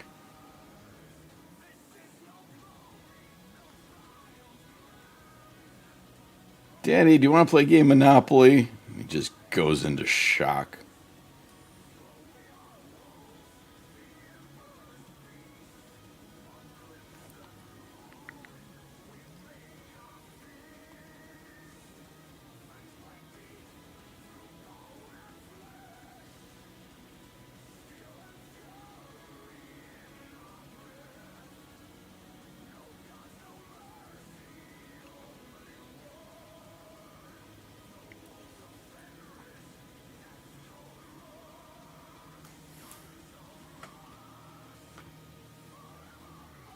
So that army list is like the equivalent of playing the game Sorry, you know, where you're encouraged to be an asshole. Sorry, the board game where you're encouraged to be a dick.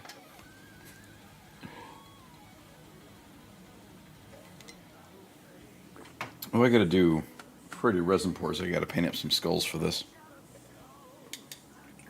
I need to sink skulls into the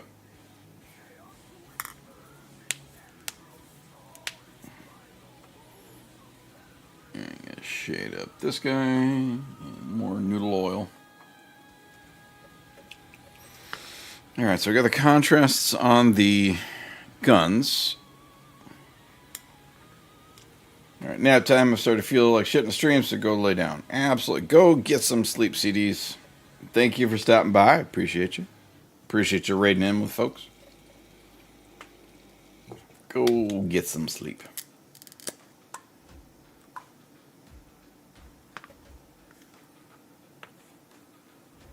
Switch to larger brush. Oh, goodness.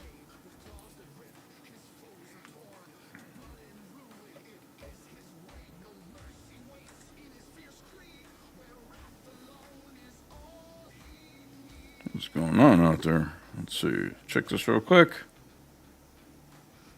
No Deathmire results yet. Just checking it, but nothing there yet.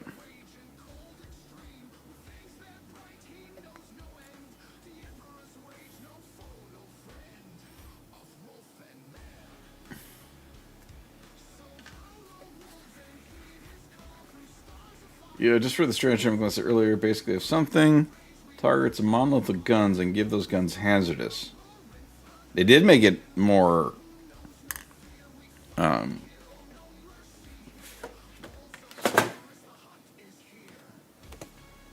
We got the book right here.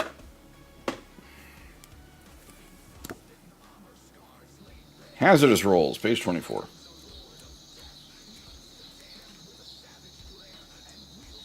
Phone's doing things. Hazardous rolls. Roll a d6 for a unit. Roll 1d6. On a 1 to 2, roll fails and that unit suffers 1 mortal wound. Or 3 mortal wounds instead if each model is a monster vehicle. If more than 1 hazardous roll is required for a unit, make those rolls simultaneous. So, if you make if every weapon in that unit becomes hazardous, on a 1 and 2, everyone's going to suffer. They all suffer mortal wounds. So, that is absolutely worse than it was.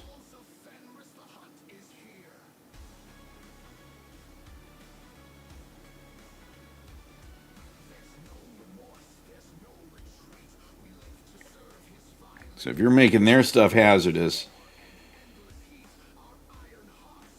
you can do some serious damage to especially if it's a 1 wound model per model unit.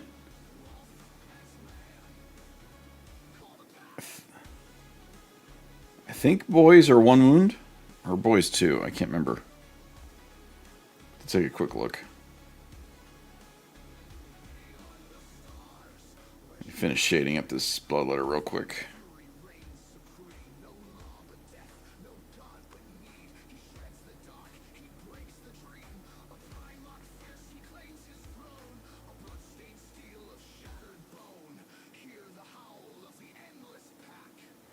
So we'll give it a moment. I'll take a look here.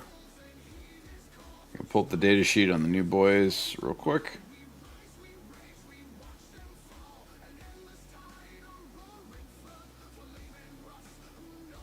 Guards, Ninjas, Gene Stealers, Necrons.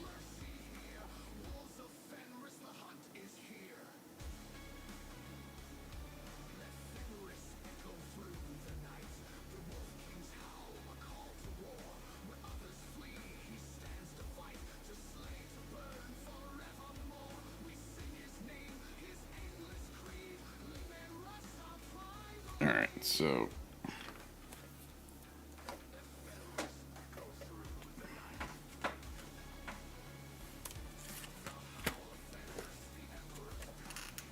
this is the new. Yeah, sisters. I think most of the sister shooty units are 1. The guards, definitely. Guardsmen are 1. 1 wounders.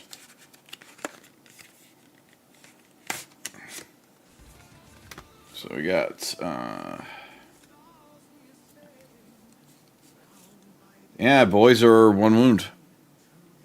So if you got a bunch of boys shooting, you would statistically take out a third of third of that unit if it's a 1 wound unit. And that's pretty rough. For the most part, yeah. It's Necrons are 1, Eldar are mostly 1. Like I think.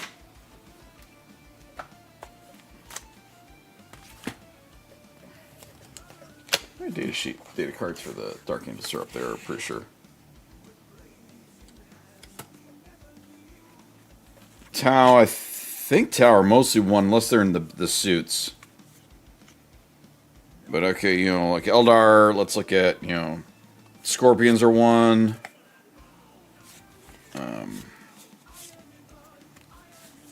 Guardians are 1.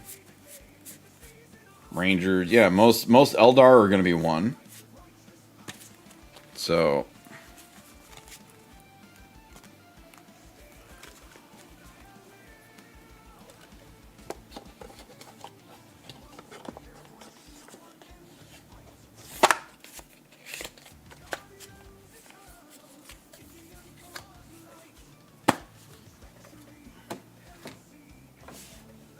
I think my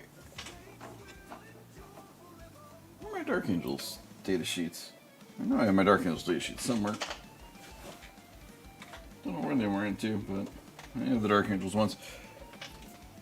But yeah, so I think for the most part,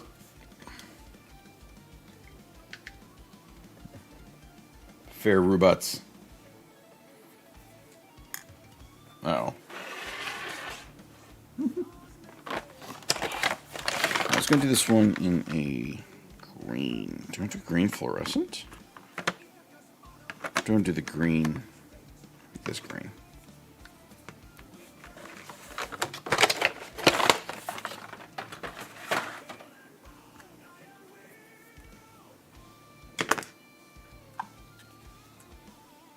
I almost spilled my noodle oil. Nuln oil. I don't know where we came up with the term noodle oil. Mix up this green ink. Except, no, all my pilot compartments are red, so I didn't need to do that. And green for the eyes. So, excuse me.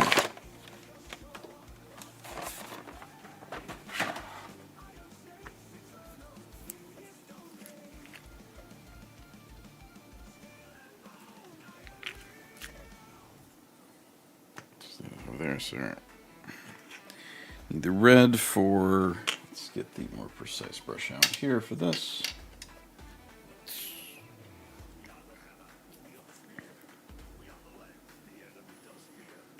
Let's do the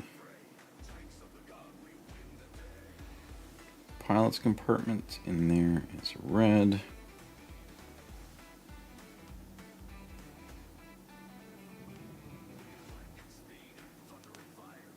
I see with these inks is you can kind of wash off areas you didn't. I mean, do you get it?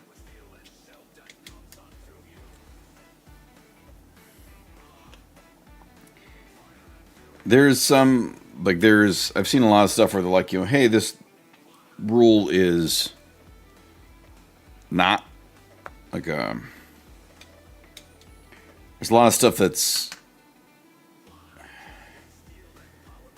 like stealth. There's a lot of things that give you the stealth and cover, but cover is basically stealth now. Stealth gives you the benefit of cover, but there's a lot of like units that have a rule that's you get stealth and the benefit of cover. So it's like a little. It's like this doesn't work kind of as intended. So they still got some stuff that they're working out on that.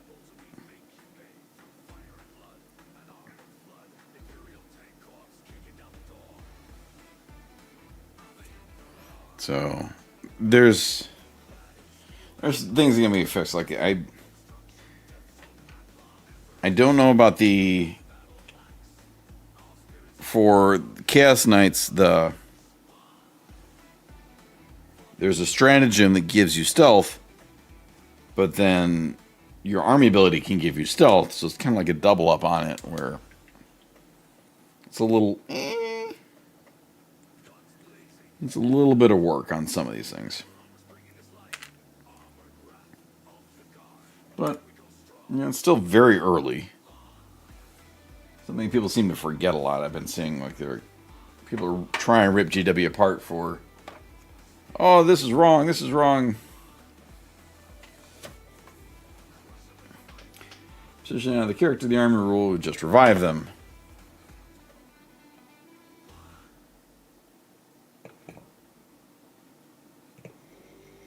I didn't see what the ruling was for reviving characters. I know it's been talked about, but I haven't actually seen what the results were.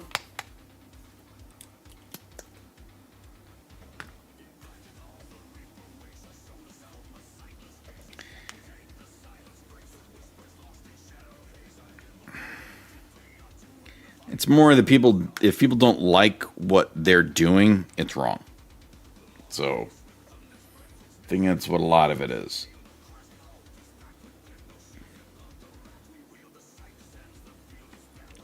I don't like what they're doing this, so it must be wrong. Character provided is brought back outside of its unit. Unit count set to 1.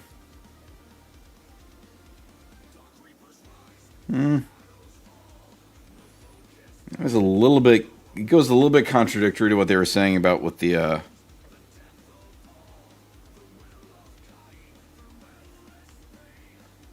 It's almost a way to get your characters out of battle shock shenanigans.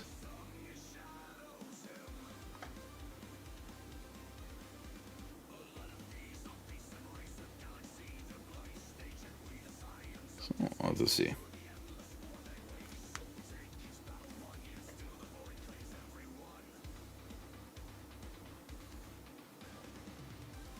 I guess because I actually don't have any armies that can bring stuff back. That's why I never paid attention to it.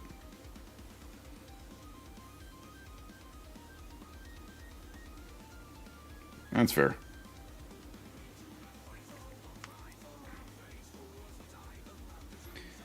I mean, we got a week. Yeah, not a week. 10 days.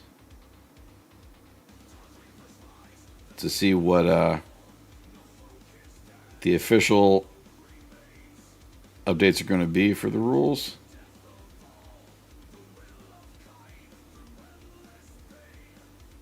So we'll see what that brings. Now, did you mean to say groan or grain? Because honestly, groan assault sounds better. Salt.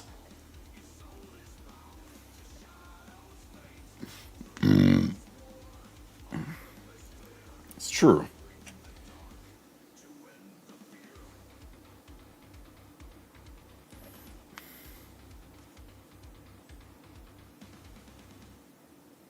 It started as a typo and realized, yeah, because I'm like, the groan of salt actually works really well for that.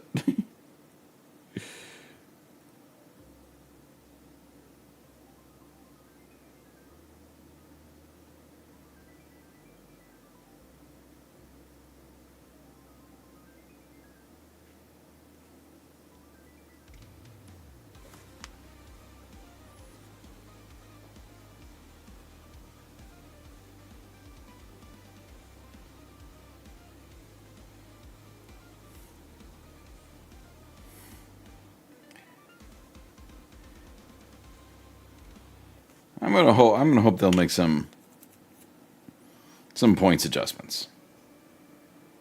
I don't know if they will, but I'm hoping they will. They do have a lot of foundational stuff to fix. This is true.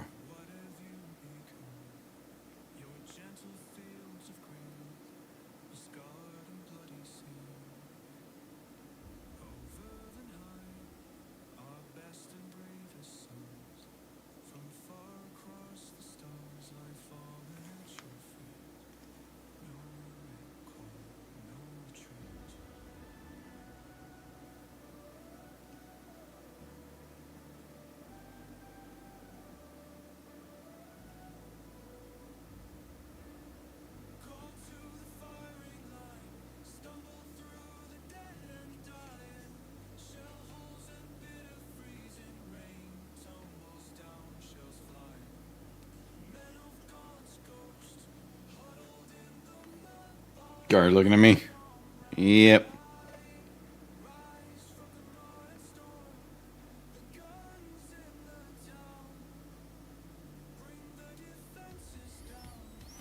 I am definitely feeling there's a bit of a learning curve with the dispositions. Because I keep seeing a lot of people like, oh, purge the foe's the best, purge the foe's the best. But then there's dispositions that are like so in control against purge the foe.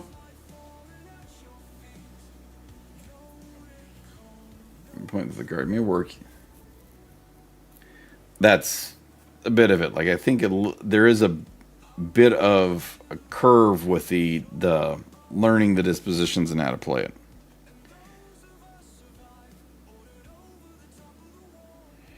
And I've also been hearing that there's a lot of talk about them doing the balances through disposition adjustments. which could make some differences too. Like if they, hey, this detachment doesn't work well as recon. Maybe it'll be better as take and hold. Or, this doesn't work as this, it might work better as that. So, I've been hearing seeing that people are speculating that might be one of their ways of balancing as well. So, we'll see. I mean, it's still very, very early. So we got to see what it's going to be.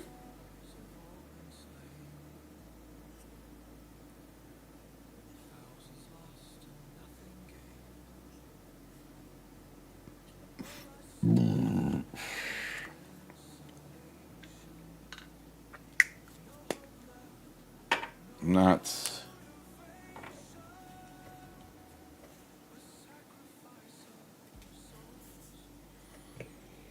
They do got lots to work on, but this has been by far the biggest launch they've had in a very long time. So, rendered portrait of Gaz. Oh, that reminds me, hon, I got some Orc and Squig ideas for you.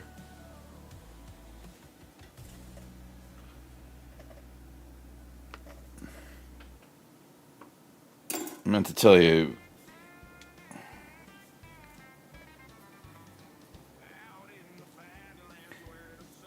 There's that.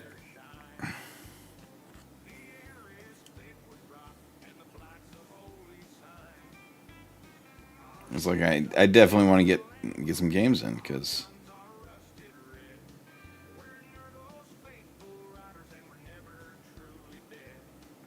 Chaos Knights are being viewed as pretty bottom tier at the moment. But it's weird because I see a lot of people talking, oh, Chaos Knights are, D tier, blah, blah, blah, blah, blah. You can't win with them, but then the guy that went 5-0 in a tournament with Chaos Knights used a double despoiler list, which people were blown out of the water, and he's using executioners. And they're like, how'd you win with the double despoiler list? And he explained it, and he was like, oh, actually, with the changes to Battle Shock, he leaned into that in the most extremes. He would just, Battle Shock. And his opponents couldn't do anything.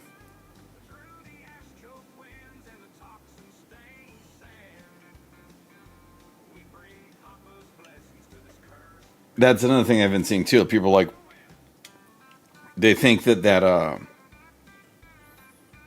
the rock, paper, scissors, Spock, lizard that we got going on right now will help that, and I think it will, because everyone's playing Purge and Take and Hold. If you play Disruption or Recon, Disruption especially, you can shut a Purge army down. You could absolutely, Purge the foe army can't do shit against a well-played Disruption army. You won't get any victory points. Because they have to... Their mission against Disruption is okay, I only get victory points if I kill a unit that did this. Well, all the Purge Disruption player has to do is not do that. He could just kill your shit. Or go get his victory points.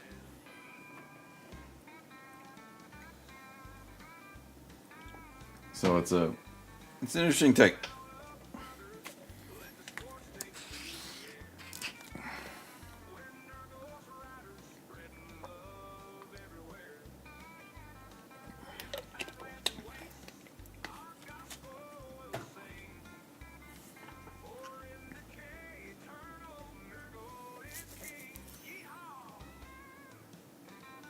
It is absolutely, that's the Easiest one to kind of get people in on. Because you just got to get out there and kill shit.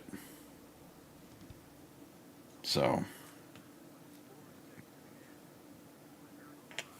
But.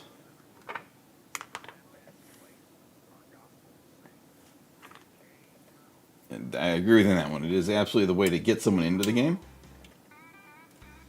And that's where, like, I see so much of the people shitting upon them for this and that, and it's like, well, yeah, the disruption or recon will absolutely be great in the hands of a skilled player. The skill ceiling went up. Howdy, Jersey.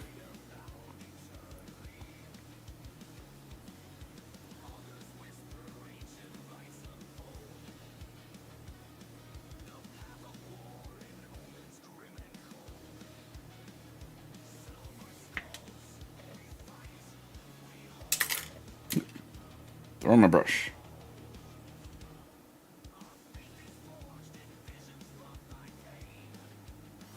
It's like I was talking to folks at the store I go to hang out about the dispositions, and everyone's like, I'm going to use Purge, I'm going to use Purge, and Purge is the only way to win. And I'm like, looking at it, I'm like, well, I don't agree.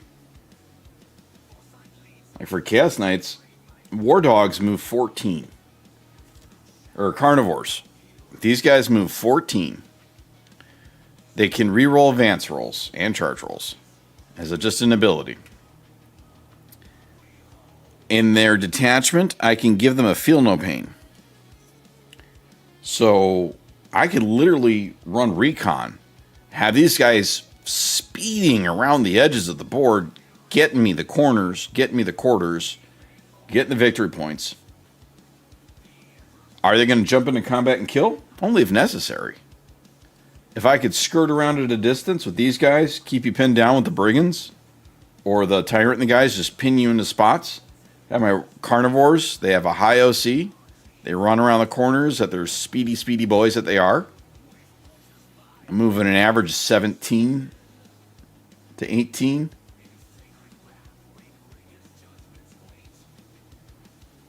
Exactly.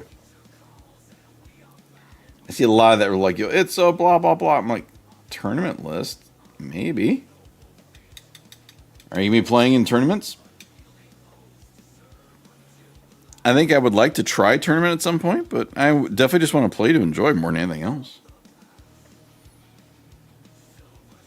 Hello, Center Folded.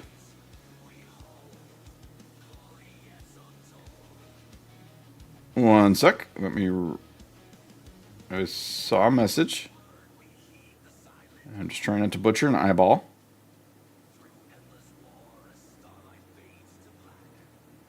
Alright, perfect. Anywho, any recommendations on finding people to play with, besides going to the GW store? It's fair. A great way is look up your GW store itself might not have a Discord or something, but there might be a group. So like the store I go to, it's a GW store just because it's closest to me. They don't have a dedicated Discord. There is a gaming group that is in the area that has a Discord, and they coordinate games to play. So that is what I would say is a recommendation. Or look up if you have any local hobby shops in your area. Hop on their Discords. There are people like I'm a member of a handful of them just to get messages. And I could pull it up right now and take a look and tell you if I pop this open. Okay, this one's got 3. There's 3 people looking for games on this one at that store that's a little far out there. This one's looking for... There's a person here looking for a game at that store. That would be my best recommendation, is look up your local hobby shop. The mom and pop shop if you can, if there's one near you. Check them out. Just even on their website, they probably have Discords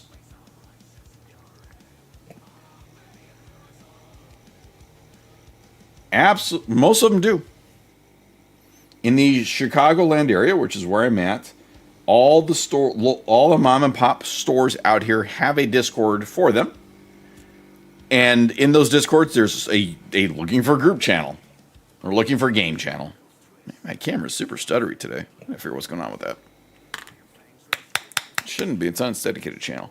But that would be my recommendation. You're very welcome. I got to do that tilt first real quick. Let's go question first. Yeah.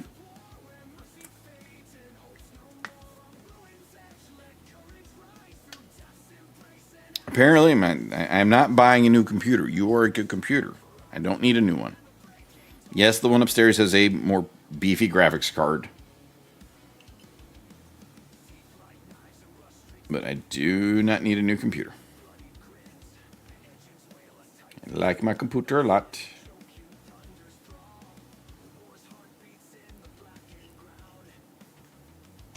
I only want to buy one computer every like X years. That is possible. My guess is I'm confident there is a setting or a driver update for the camera. I think there might be a setting telling it to sleep out. You know, I'll check all my drivers, including my USB drivers. I do want to get the Elgato's that what you have upstairs on the HDMI capture card. I do want to get that. One of those. I could actually do it now. They have a wife's computer has a PCI HDMI capture card for four HDMI ports in, and that pulls it off of a USB controller so that there's less resource conflicts. Because that's the resource conflict and her streaming computer being slightly old was what was causing it to glitch. So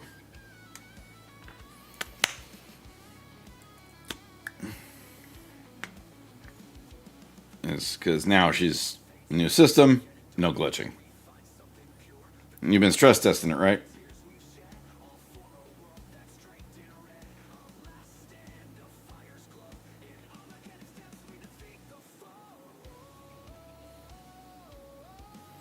I mean, if you had Streamlabs up and Sketch Alright, so yeah.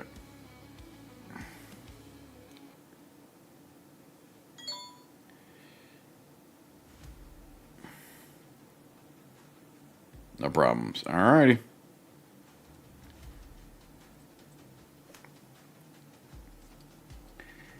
You like the tubes? Like the tube kitties? And I hang up with the... So I drove on my way to work today. I had to take a detour in work because I had to go do some doctory stuff in the morning. And I went to a slightly different route than I normally take.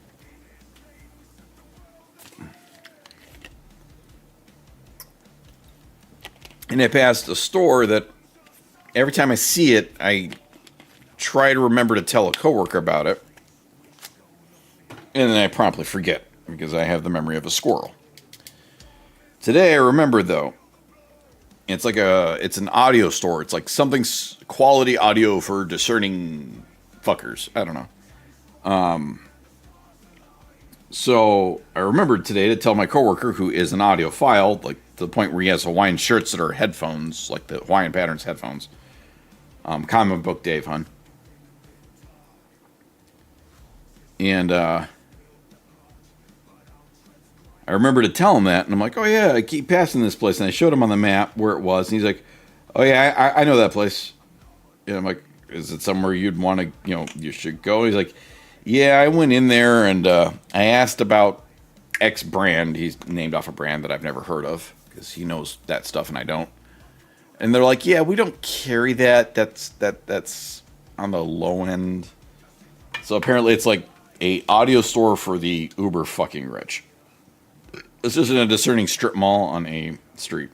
It's on Dempster. I was like, okay.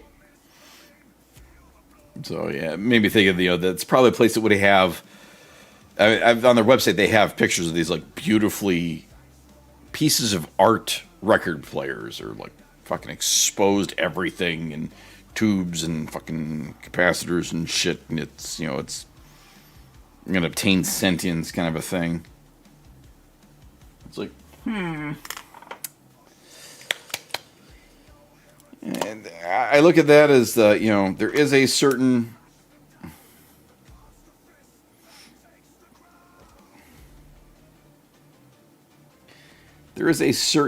something to like, high end equipment that I get. I understand it. It's like, hey, okay, that's cool and all. Because I see it with camera equipment. I see people that are. I was reading an article a few days ago that film photography is making a comeback. Okay, look. I was shooting. I was working at a studio when the transition from film to digital happened, really. I have developed film. I have sat in dark rooms. I remember those smell of those chemicals. It never gets out of your head. But I will tell you without a shadow of a doubt, digital is better. There is some stuff that film could do in camera that is harder to do in digital. But not much.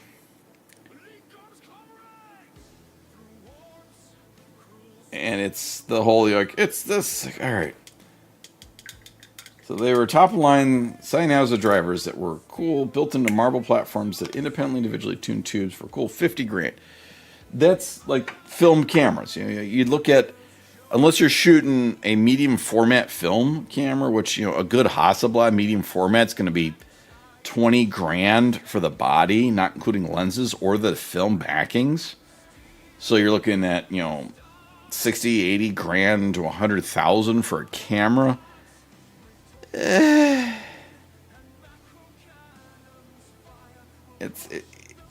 Is anyone actually going to be able to pick apart the difference? Like if you were to hear something on this Sennheiser Fraulein somethings, if you were to hear a piece of music played on that and then played somewhere else, would you be able to tell the difference? That's the real question I ask. I mean, the individual tuned tubes sounds neat. I couldn't tell you exactly what that does. Sounds cool. I mean, it sounds like birth control, honestly. Or it's a fertility treatment. Hey, did you tune your tubes? Yeah, me and the wife have been doing that on a regular.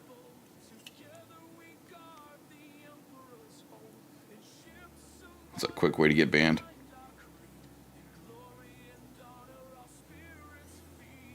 Here's it. Try it.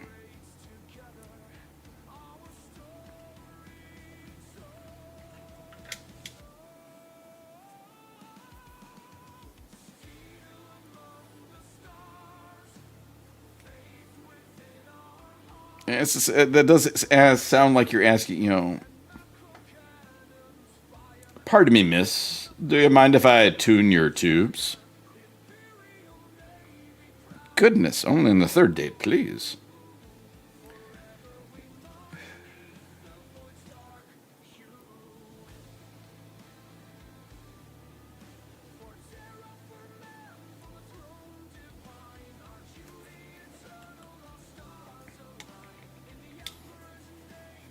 I don't know what the fuck I'm talking about, honestly. I don't know if I ever know what I'm talking about. Alright, so we're mostly ready for kind of assembly. Final assembly on this guy.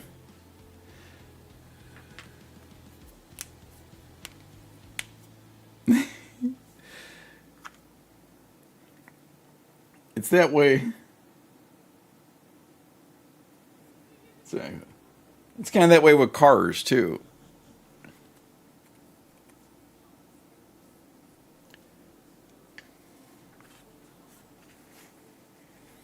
Oh no, my $1 million sports car is oh so fast. Oh no, my $1,005 sports car is 0.2 seconds faster. Oh no, that family fucking sedan just smoked everyone in a goddamn mile-long drag race. Freaking Lucid Sapphire.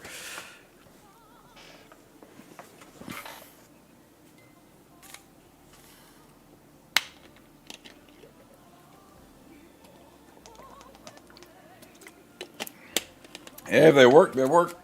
I mean, I have the my Shure SE215s because they fit really nice, and that is the core reason. They're corded and they fit. So, wow, camera stutter on that one. What is going on here? I saw that. That was a big old camera stutter.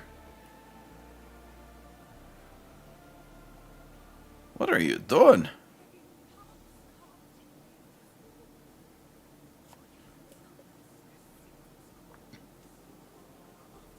Oh, yes, I have seen a lot of that. And I've seen a lot of that with other stuff, too. I wonder if it has something to do with this. Where... Because, like, the airbag was the one that got me. You know, you have to buy the Bugatti airbag, blah, blah, blah, blah, blah. It's a VW part.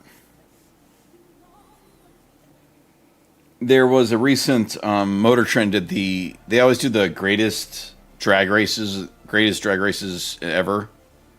Wow, why is that being so feisty? And they did one that was the greatest American drag race. And that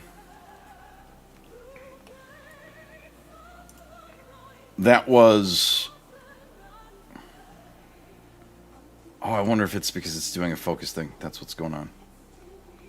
I was like, I'm working on my camera real quick.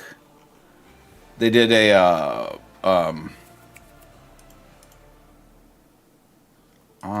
I'm trying to make sure all this is off. No AR effects.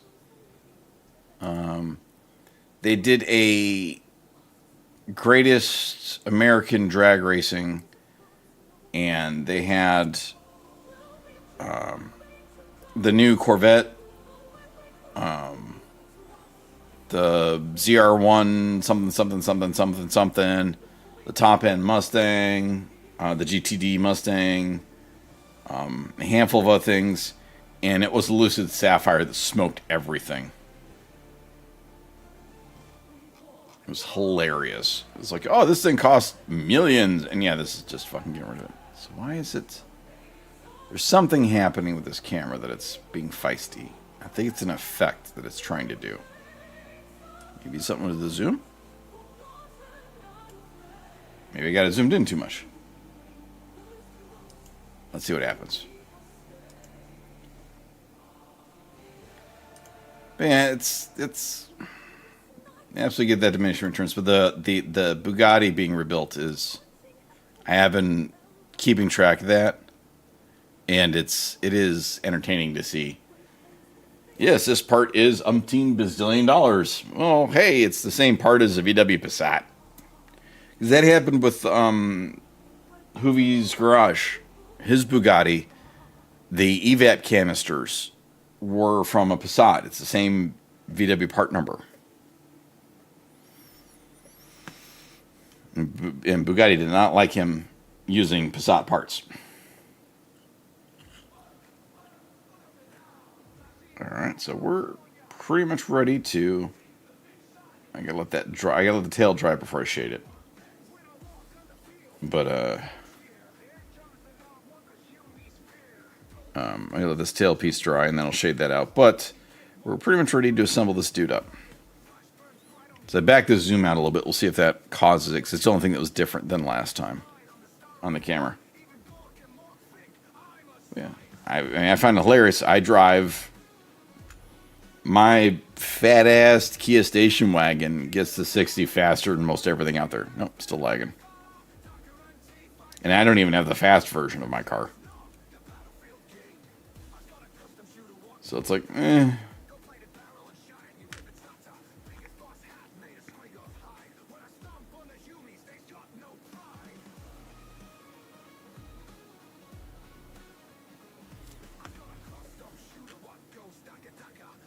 There's a lot out there that's you pay for the badge.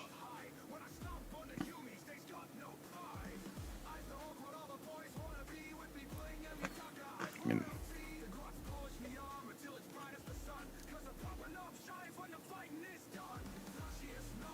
all right.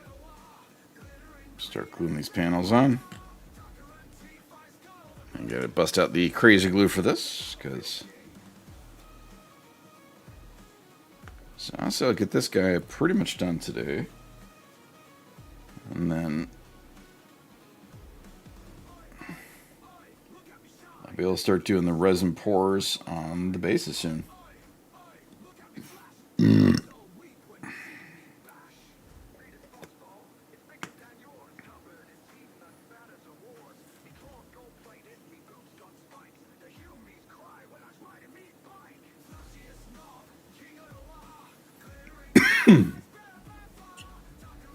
Everything's plastic these days.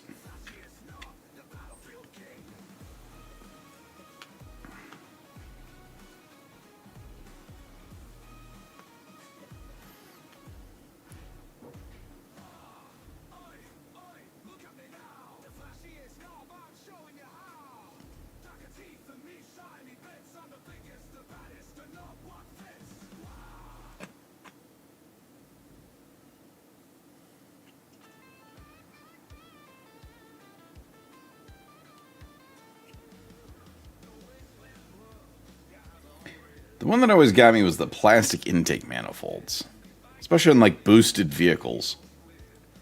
I'm like,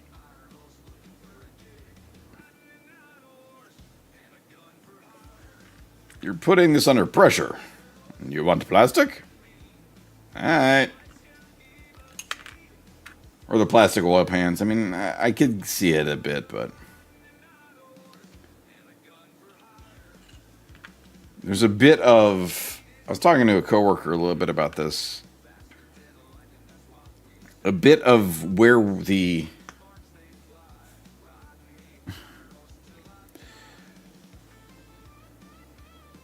consumer is a bit to blame for where we are at in the current automotive market. We wanted something to have 1 billion horsepower and still get, 500 miles to the gallon. It's got to have, millions of horsepower, 500 miles to the gallon. Has to be able to hold a family of 12. And I need to be able to run over a deer at, high speed. It's like, okay.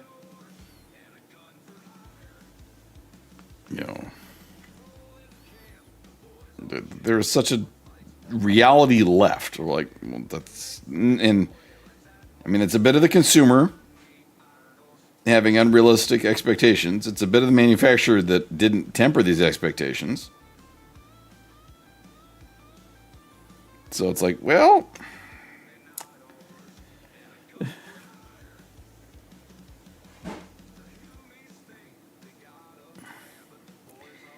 that was a bit weird.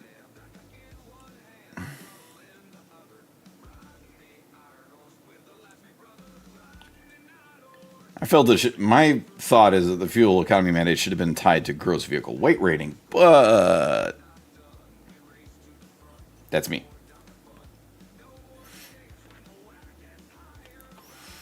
Do you remember the original Fiskars? The Fisker Karma? Kind of crap-tastic thing that was? Yeah, no, it makes sense.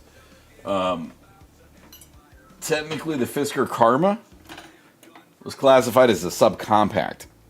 And if you ever saw one of those in person, they're they're huge. But they're classified as a subcompact because of their interior volume was shit. I mean, they were crappy packaging. I'm saying them, they were crappy packaging.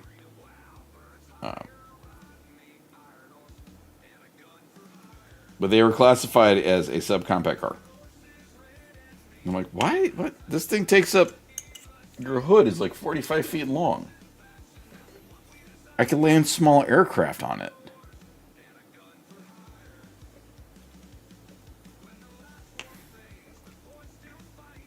Europeans, look at that hood and think it's in another country.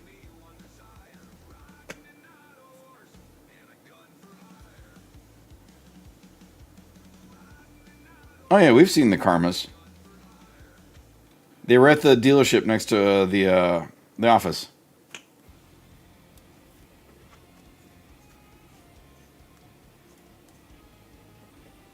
Yeah, because it was next door to us.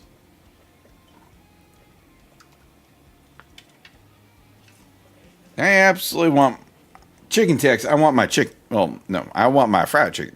We don't want actual chickens because, despite what the wife thinks, we're not getting chickens.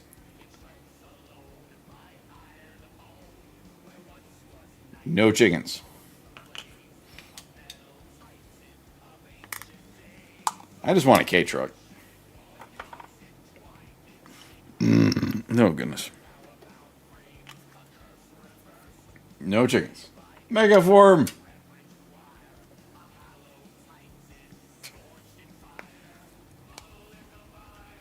I've absolutely been, yes, I will be consistent. No chickens. I do not want chickens. No, no, no. There's so much logistics behind that. I do know what we're talking about. I know what you're talking about, Demon Slayer. I just have fun going off with the chickens. Yes, live ones. She wants live ones. I am aware of the chicken tax, and that was why we started. Part of what started the vehicular inflation as far as size in the American countries. We had to start going with bigger and bigger and bigger.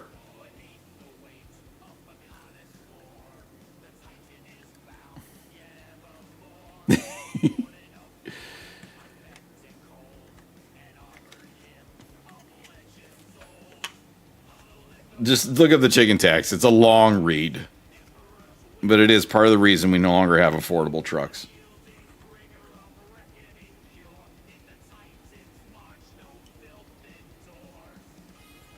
That's it. Just Google that one. That's a long read.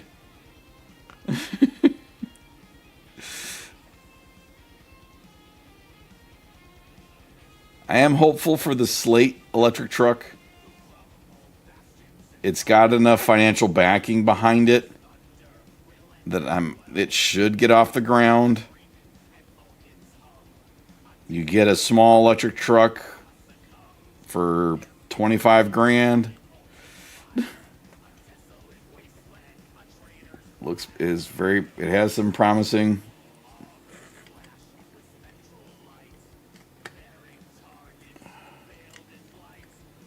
I'm watching a lot of people drive the Slate and play with the Slate trucks. I think it's got more possibility of becoming real than the Telos.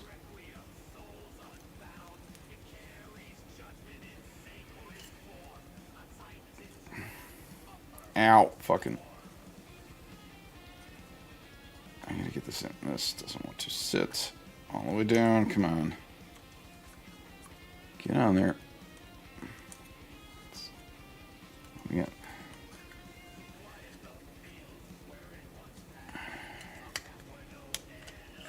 Why am I struggling with this one? What's going on here? Oh, it's like I gotta focus. This piece does not want to get in.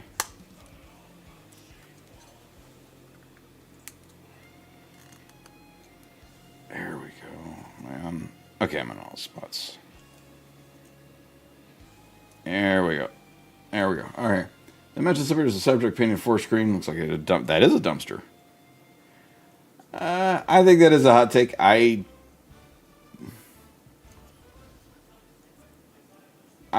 don't think the Cybertruck. I don't think it honestly had any chance with how much the rampaging Nazi that runs that company.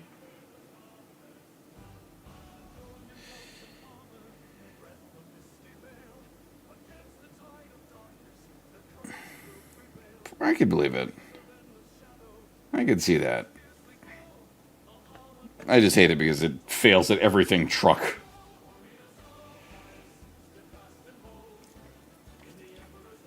It doesn't succeed at doing any truck items.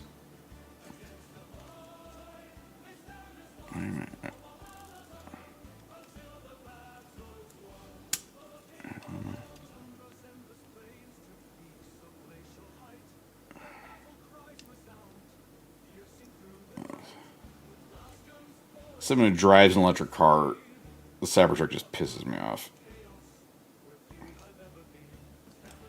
I just not want to get in there. I'm fighting this piece right now. Hold on a sec.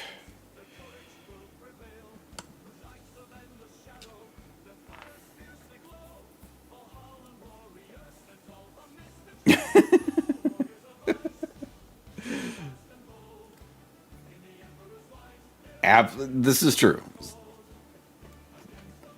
Her thing is way cooler. I will agree with you on that.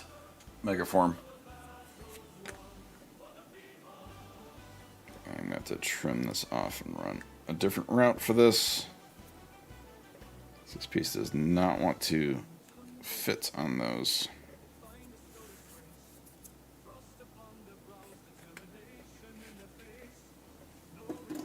I have seen someone redneck a new Beetle into a truck, and I would take that over a Cybertruck.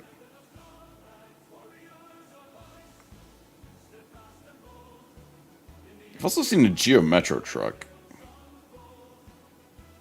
Which is practically a K truck, honestly, at this point. Little 3-cylinder.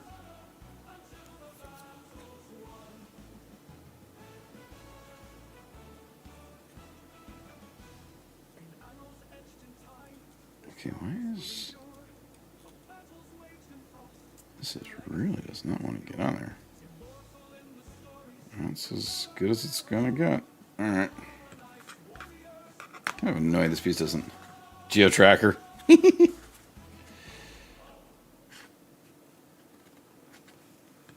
I think you can get technically. Okay, so Demon Slayer, hear me out. You can get one.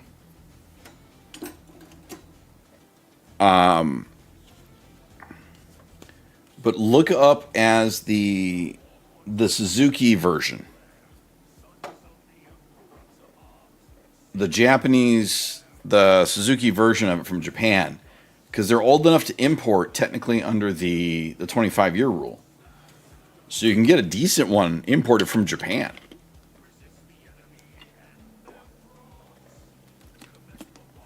I bring this up because I was looking at K-Trucks recently, because I have weird obsessions.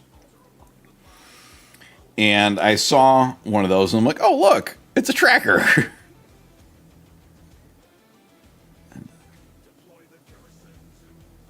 Alright, so now I just got to do some weathering.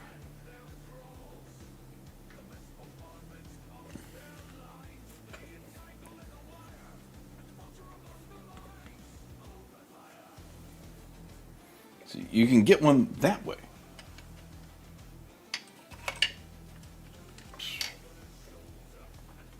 Everything still.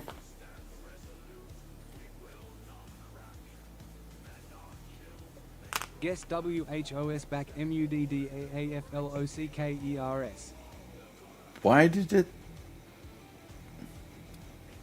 You broke the squig, CDs. I think it's because you did it in caps. I think if you were to do it in lowercase... Wife, since you have an amazing amount of points, can you test this theory?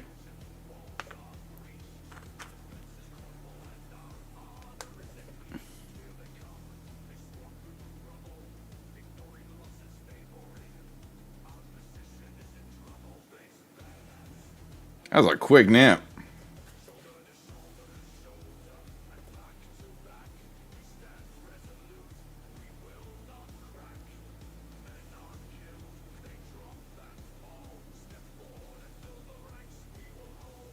Guess who's back, motherfuckers? So yeah, okay. If you do it in lowercase, the squig understands a little bit better.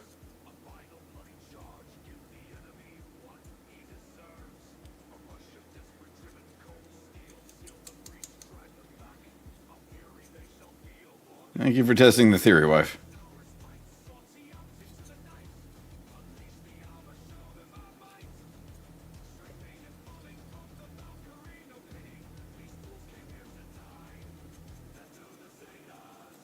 It's true.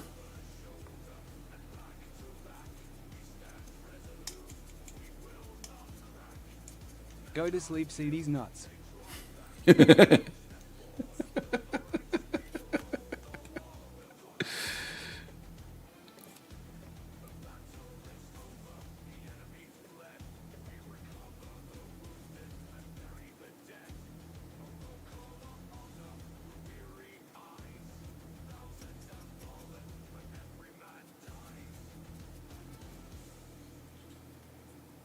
You're not my dad.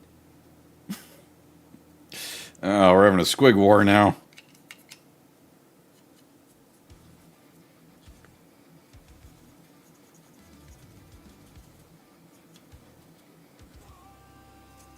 War of the squig! War of the squig! But I'm your mum. Things are getting weird now.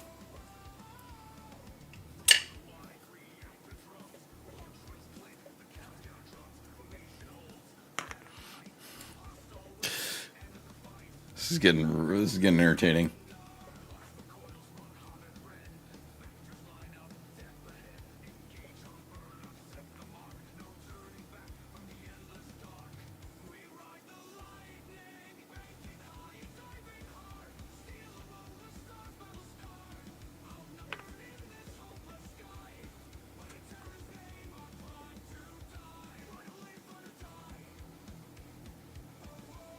You're finally back from getting those smokes.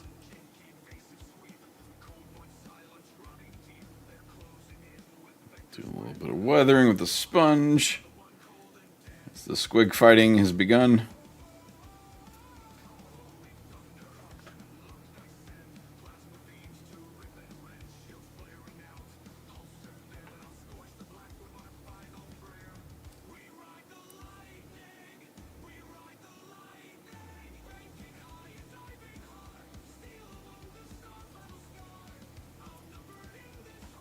Okay. Okay, these friggin' soldering tweezers are happy. Is it a cigarette burn? My other family is on vacation.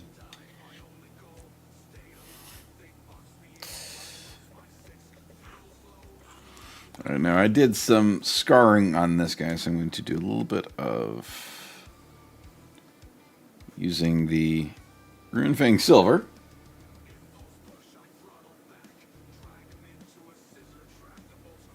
Can I get that there? So I hear lots of creative squigging.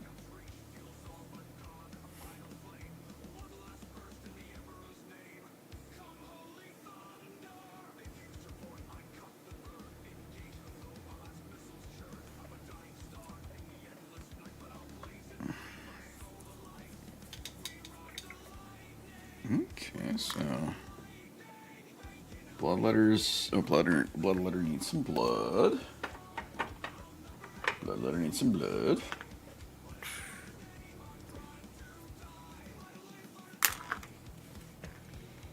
You guys good with your squig wars? Excuse me. I'm sorry, CDs. I think she's gonna beat you on the points. Oof, goodness. I think. Could be wrong, but I think she might have more. Can we get more skulls for the skull throne? Okay, obviously not. CD still has points.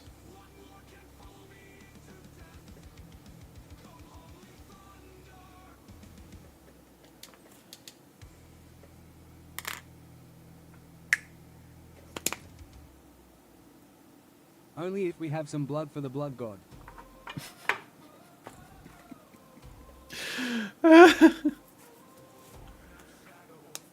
This is getting entertaining. Well, not getting. This is entertaining.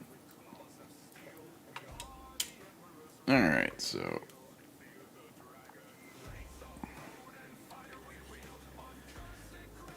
So here is executioner number 2.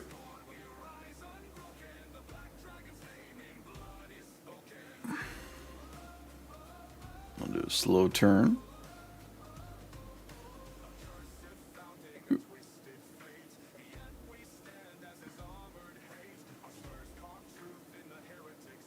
All out of blood. All I got is milk and cookies.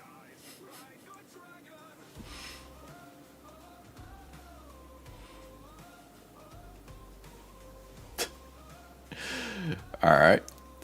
So we'll pause. So there is execution number 2.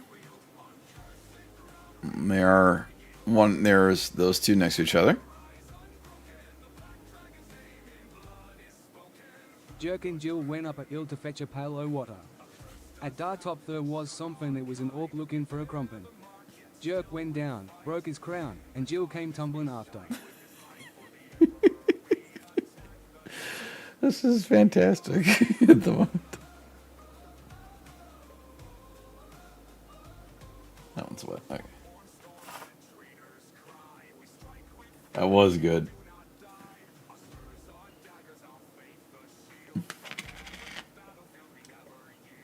Alright.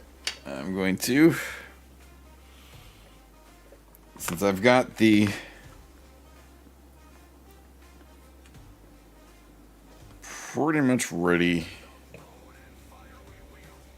This is fantastically entertaining. So we'll back this up.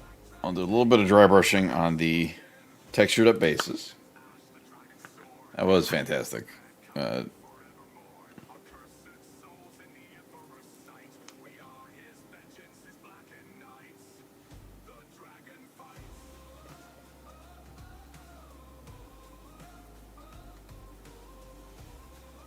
This is what CDs came back for. Goofy squig shenanigans.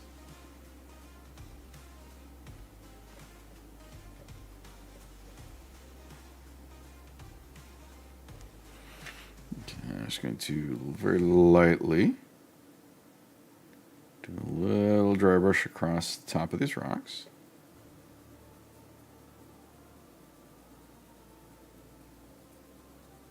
It gives it such a delightful look.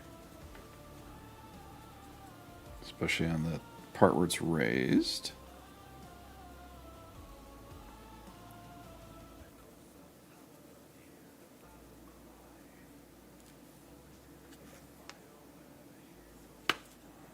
Get a bit more white.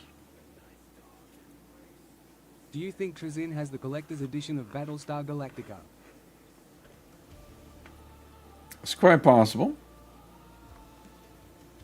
I am confident in Trazen's collection so much, I'm willing to wager he has the E.T. video game, the E.T. game for Atari.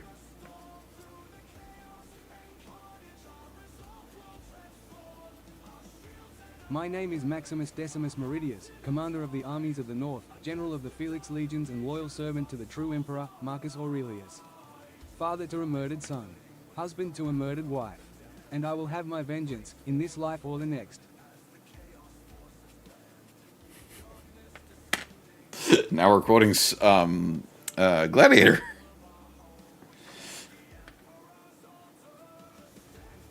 It was Gladiator, right? My name is Jeff. Name is Jeff.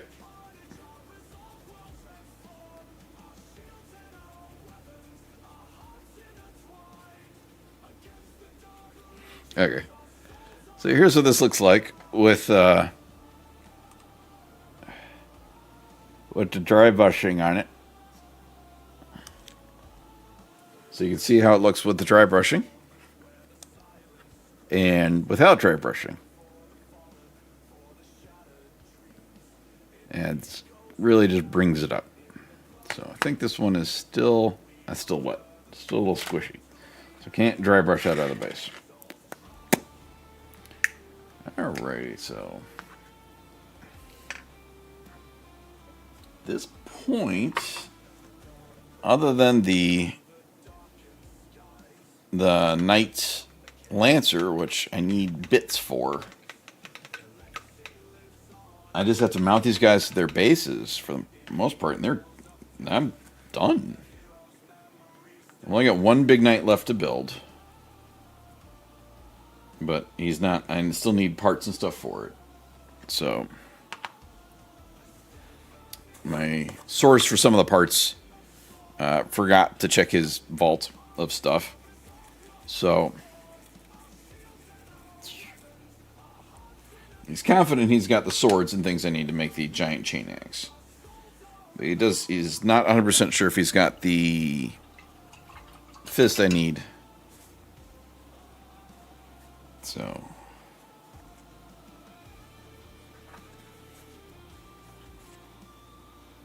I only have enough for one more. What to do? I leave that to you, CDs. I would say save it, so you can on the next round, next week. To the pain means this: if we duel and you win, death for me. If we duel and I win, life for you. But life on my terms. The first thing you lose will be your feet. Below the ankle, you will have stumps available to use within 6 months. Then your hands, at the wrists. They heal somewhat quicker. 5 months is a fair average. Next your nose, no smell of dawn for you. Followed by your tongue, deeply cut away, not even a stump left. And then your left eye.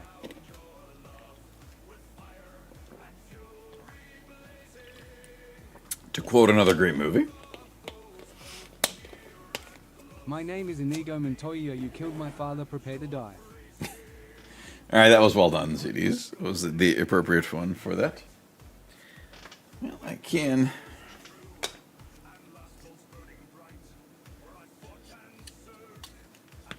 Let's put him back here. I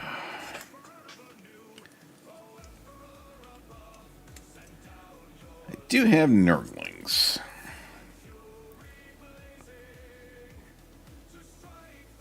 I could start working on some Nurglings.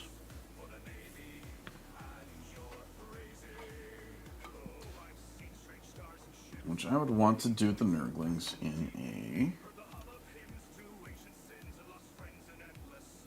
What about the Rousers? The rats of unusual size? I don't think they exist.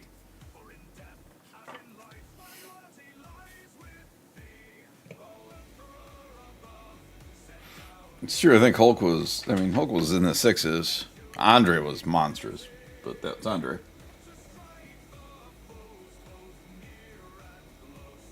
Alright, Demon Slayer. Have you seen the interview with Carrie Elways talking about the Andre the Giant fart? Please tell me you have.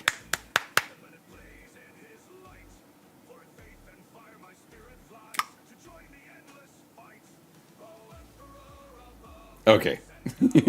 That's one of the greatest stories ever told.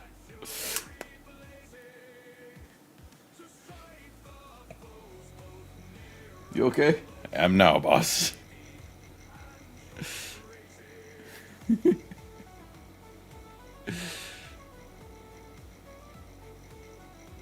greatest interview stories ever.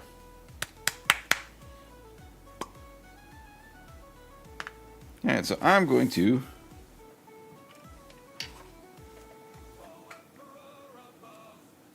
I've got a little bit of time left.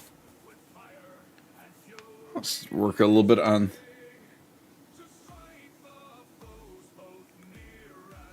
That's what I got green stuff for. I mean, that's the cigar. The cigar will be easy to make, honestly. 'Cause I could just do get some green plastic rod.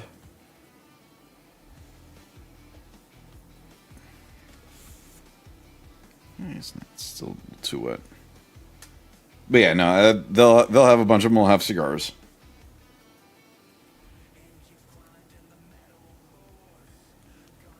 They absolutely will have a bunch of them with cigars.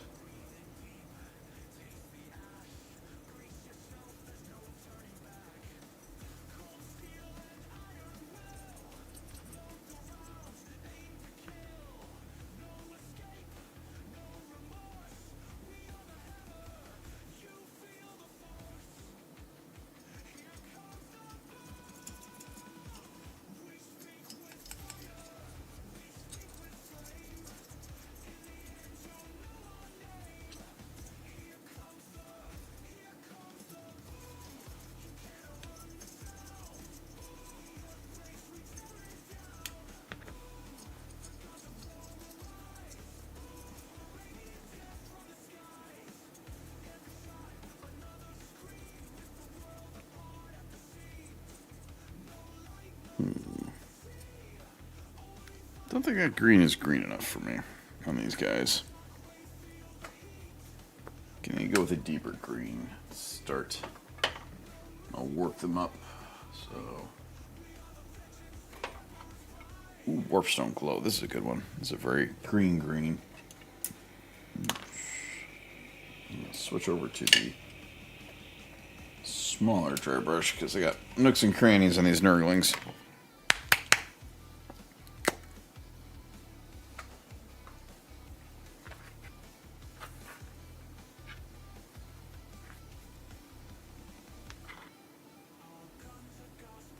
Did you find the lady? Hello, lady. It said 4 white horses. There was 4 white horses.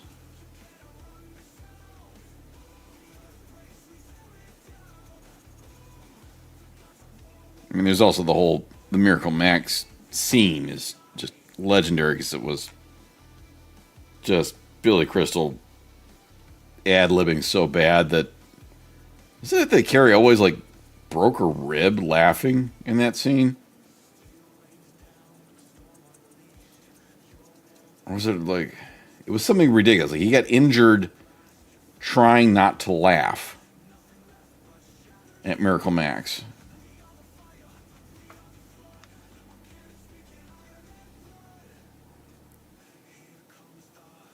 Yeah, broke a rib trying not to. I want to say it was he broke a rib trying not to laugh. I was pretty sure it was Carrie Elwes. It might have been the actor that played Inigo Montoya, but I want to say it was Carrie Elwes. He was supposed to be dead, or mostly dead. Have fun storming the castle.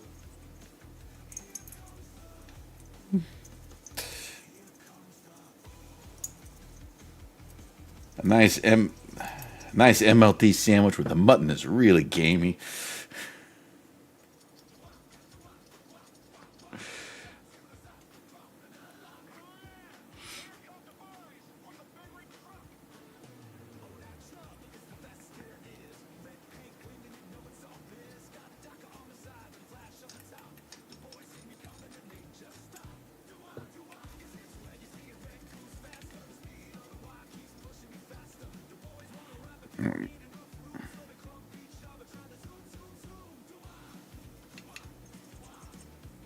Yeah, this is turning out better with I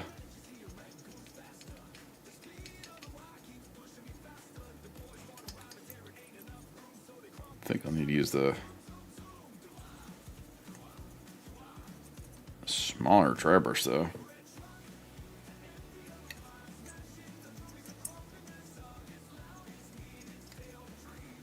Yeah, I need to use the smaller, this dry brush.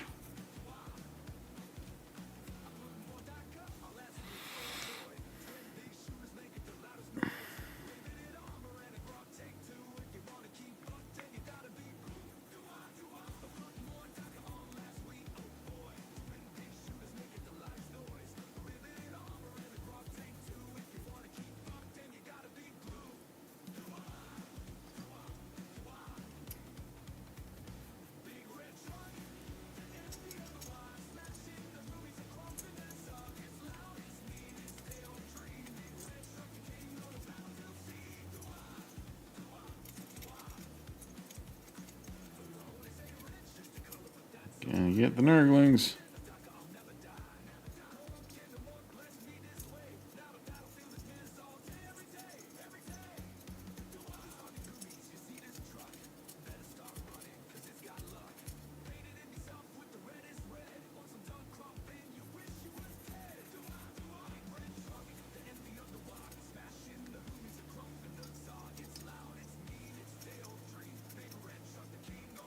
Ah, fun times.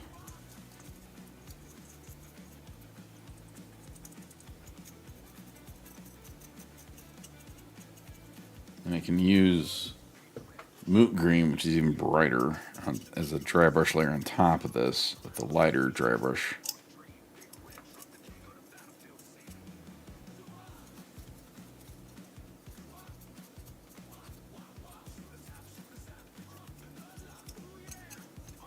could use Plague Bearer Contrast. Yeah, marking on Nerdlings. You burned all your points.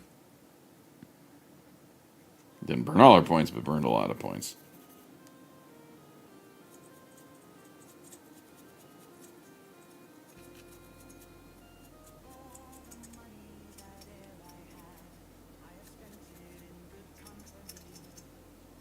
You get 15k, jeez.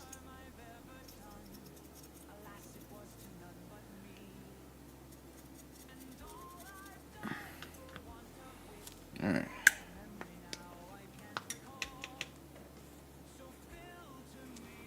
Definitely need to...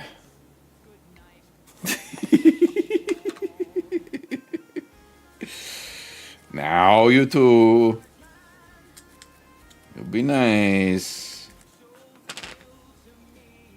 We are a stream of positivity and encouragement, even if it's encourage us being stupid, because I do that all the time.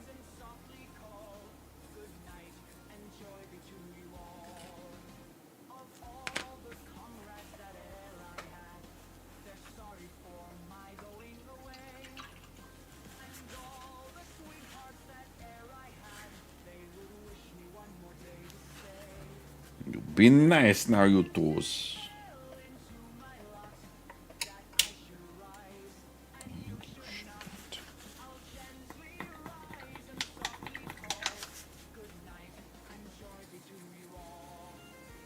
Slowly cleaning up the dry brushes.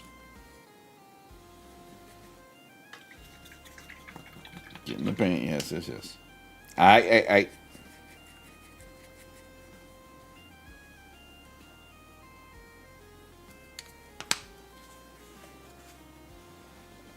Don't make me turn this stream into 4 hours of painting trim on a Helldrake. I have to go buy a Helldrake.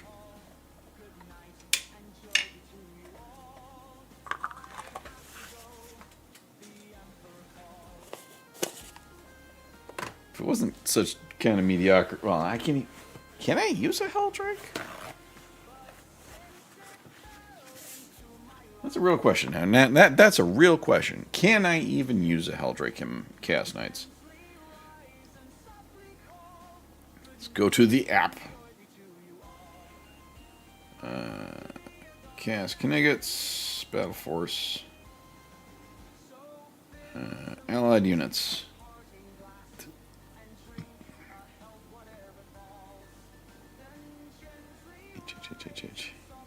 I swear to Nolan, if y'all don't behave, we're having a month of Helldrake trim streams.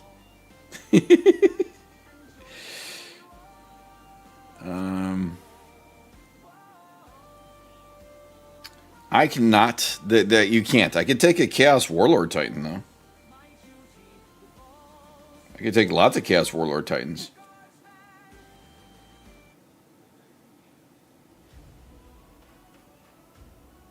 I can take... As allied units, I got demons, and the Helldrakes aren't as a demon.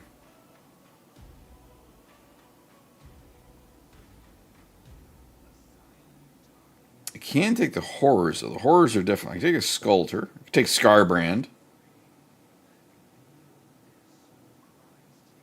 For the victim, when the aesthetic blunders, never get involved in a Lanternation.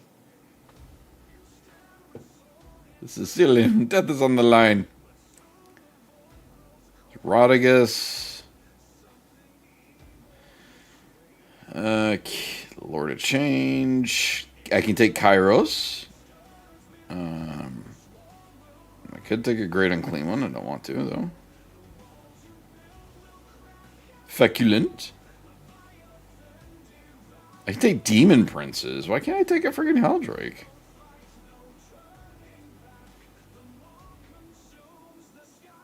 I can take Belcor. Come on.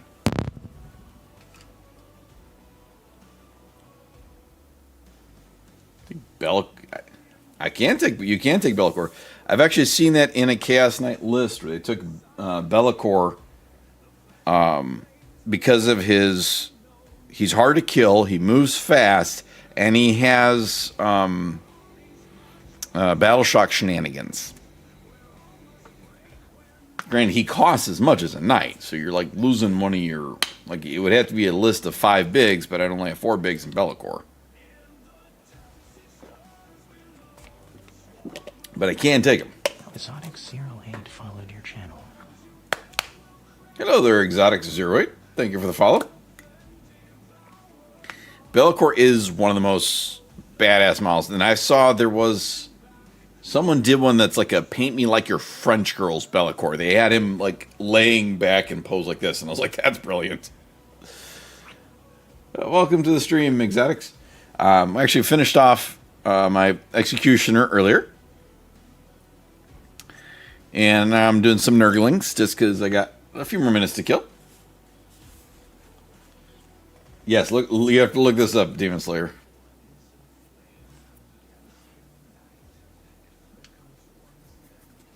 There's a Warhammer 30k. They have a model from it. My Knight Lancer is technically a Horus Heresy model. Trying to get in... Oh, hi. I'm trying to get into painting Warhammers. The Warhammers. What's some tips? Well, one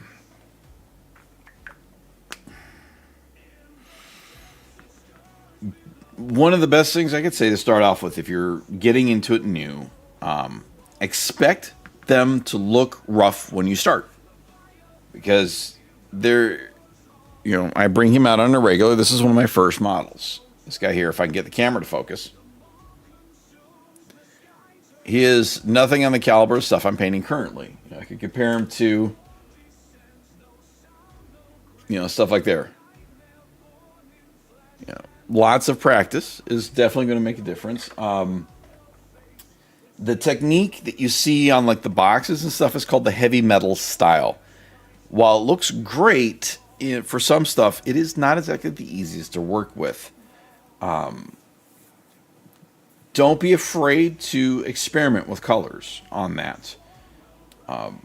I'm doing Chaos Knights. My Chaos Knights are very not typical. They're, you know, I've modified them heavily. They're painted in different colors and stuff because I don't like typical looking stuff. One thing to look up is a technique called slap chop. Yeah, I'll call them Q-tips.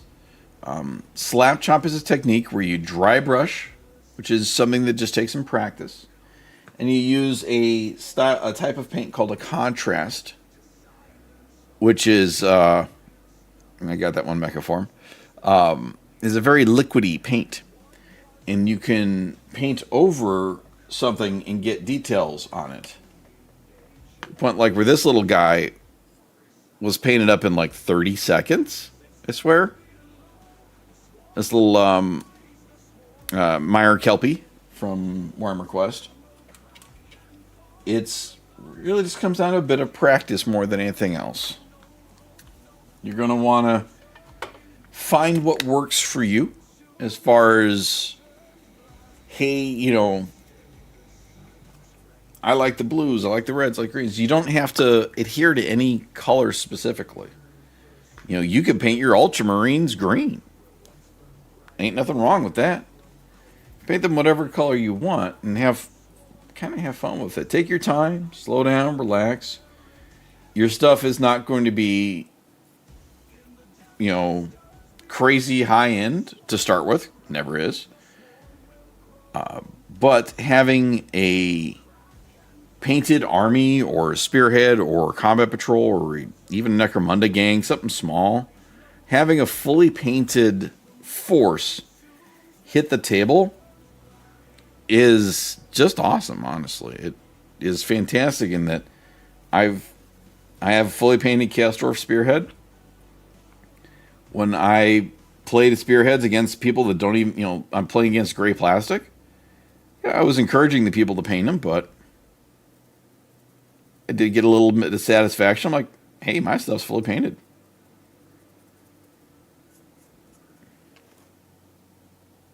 Exactly. If you're looking at, you know, an army for the first time or what you want to grab, Don't worry about what the meta is. Don't worry about what's winning or what this or what's taking tournaments or any of that kind of stuff. Do you like the way they look? Do you think they look cool? Very good. There you go.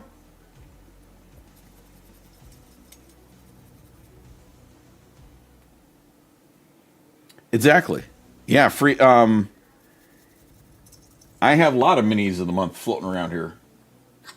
This is a mini of the month. That's a mini of the month. That's a mini of the month. I got a whole bunch more behind me because I go there too damn often. You'll get a lot of different. You get lots of them so you can try different stuffs. You go chill over here. Minis of the month, minis of the month, minis of the month. They're free. They give them to you. If you go to a Warhammer store, an actual Games Workshop store, or I think they're officially going by Warhammer stores now, every month, you'll want to get there earlier in the month, but every month they have a new miniature of the month, and they give it to you just for walking in. This is 1 month. 1 month they had a Blood Claw from Space Wolves. I think this was this month's. Was this this cool Pterodon dude? These are just free miniatures they give you. They're from all the different ranges. Like here's a Skitarii from 40k. This is the crazy balloon dwarves from Sigmar. This is a Chaos Marauder. This is a Soulblight. Not Soulblight. Austeric Bone Reapers. Some other ones. There's an Eldari. Ratling. I got a Rattling Sniper for one. I got a Fire Warrior. So the meta is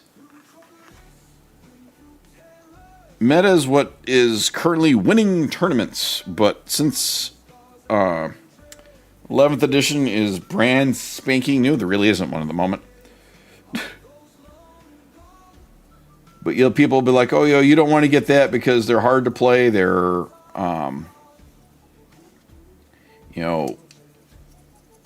it's not a it's a hard army to win with or anything like that." It's what people will say is the meta is, "Hey,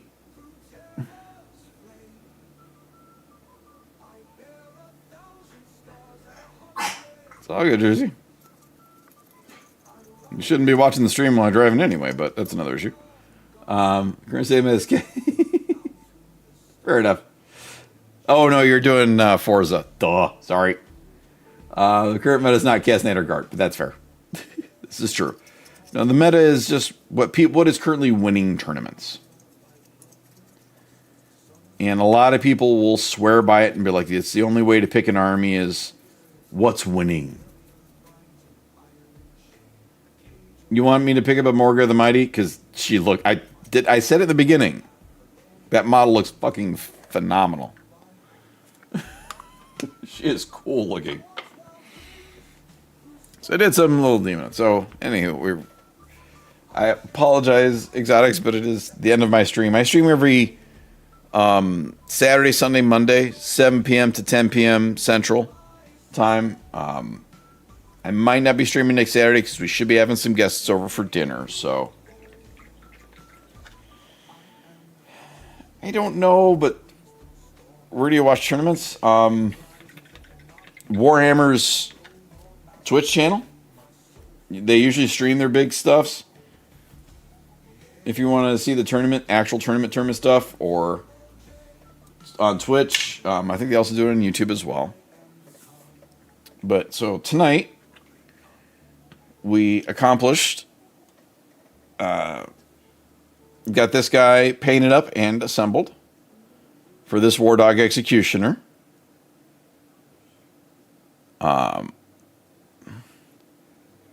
Pretty much good to go. I do need to do a little bit of a wash in the tail tip, but I need that to dry completely first. We got the bases done. Oh, you're very welcome, Exotics. This base is done up in dry brush, and this is ready for resin and details. This base needs to cure properly, then I will dry brush that one up. I also did some focus. Just some fun shading and dry brushing on some Nurglings. I will hit them with a contrast and do some more plaguey looks and stuffs on them and fun. I think they're turning out kind of, I'm liking them so far. We also got the bloodletter finish that's going to go on the base. So we will see. There probably won't be a stream next Saturday just because we're having guests, but definitely next Sunday. At that point, these guys should be done on the bases. I should have gotten there. I might be assembling the Lancer depending on bits. If I have the pieces I need, then I will start working on the Lancer, and that will be a monstrous task of assemblage and crazy kit bashing customs for that big old pain in the ass that he is. If not, I got plenty of other shit to work on. Might be finished up Nurglings. Might be working on something totally different. Who knows? Might work on Marines. I got lots of Marines to do. I got this guy up here too. Did I do it with him? No. Anywho, with that, thank you everybody for sitting, chilling, and chatting. And I appreciate all the followers. And I will catch you all another night.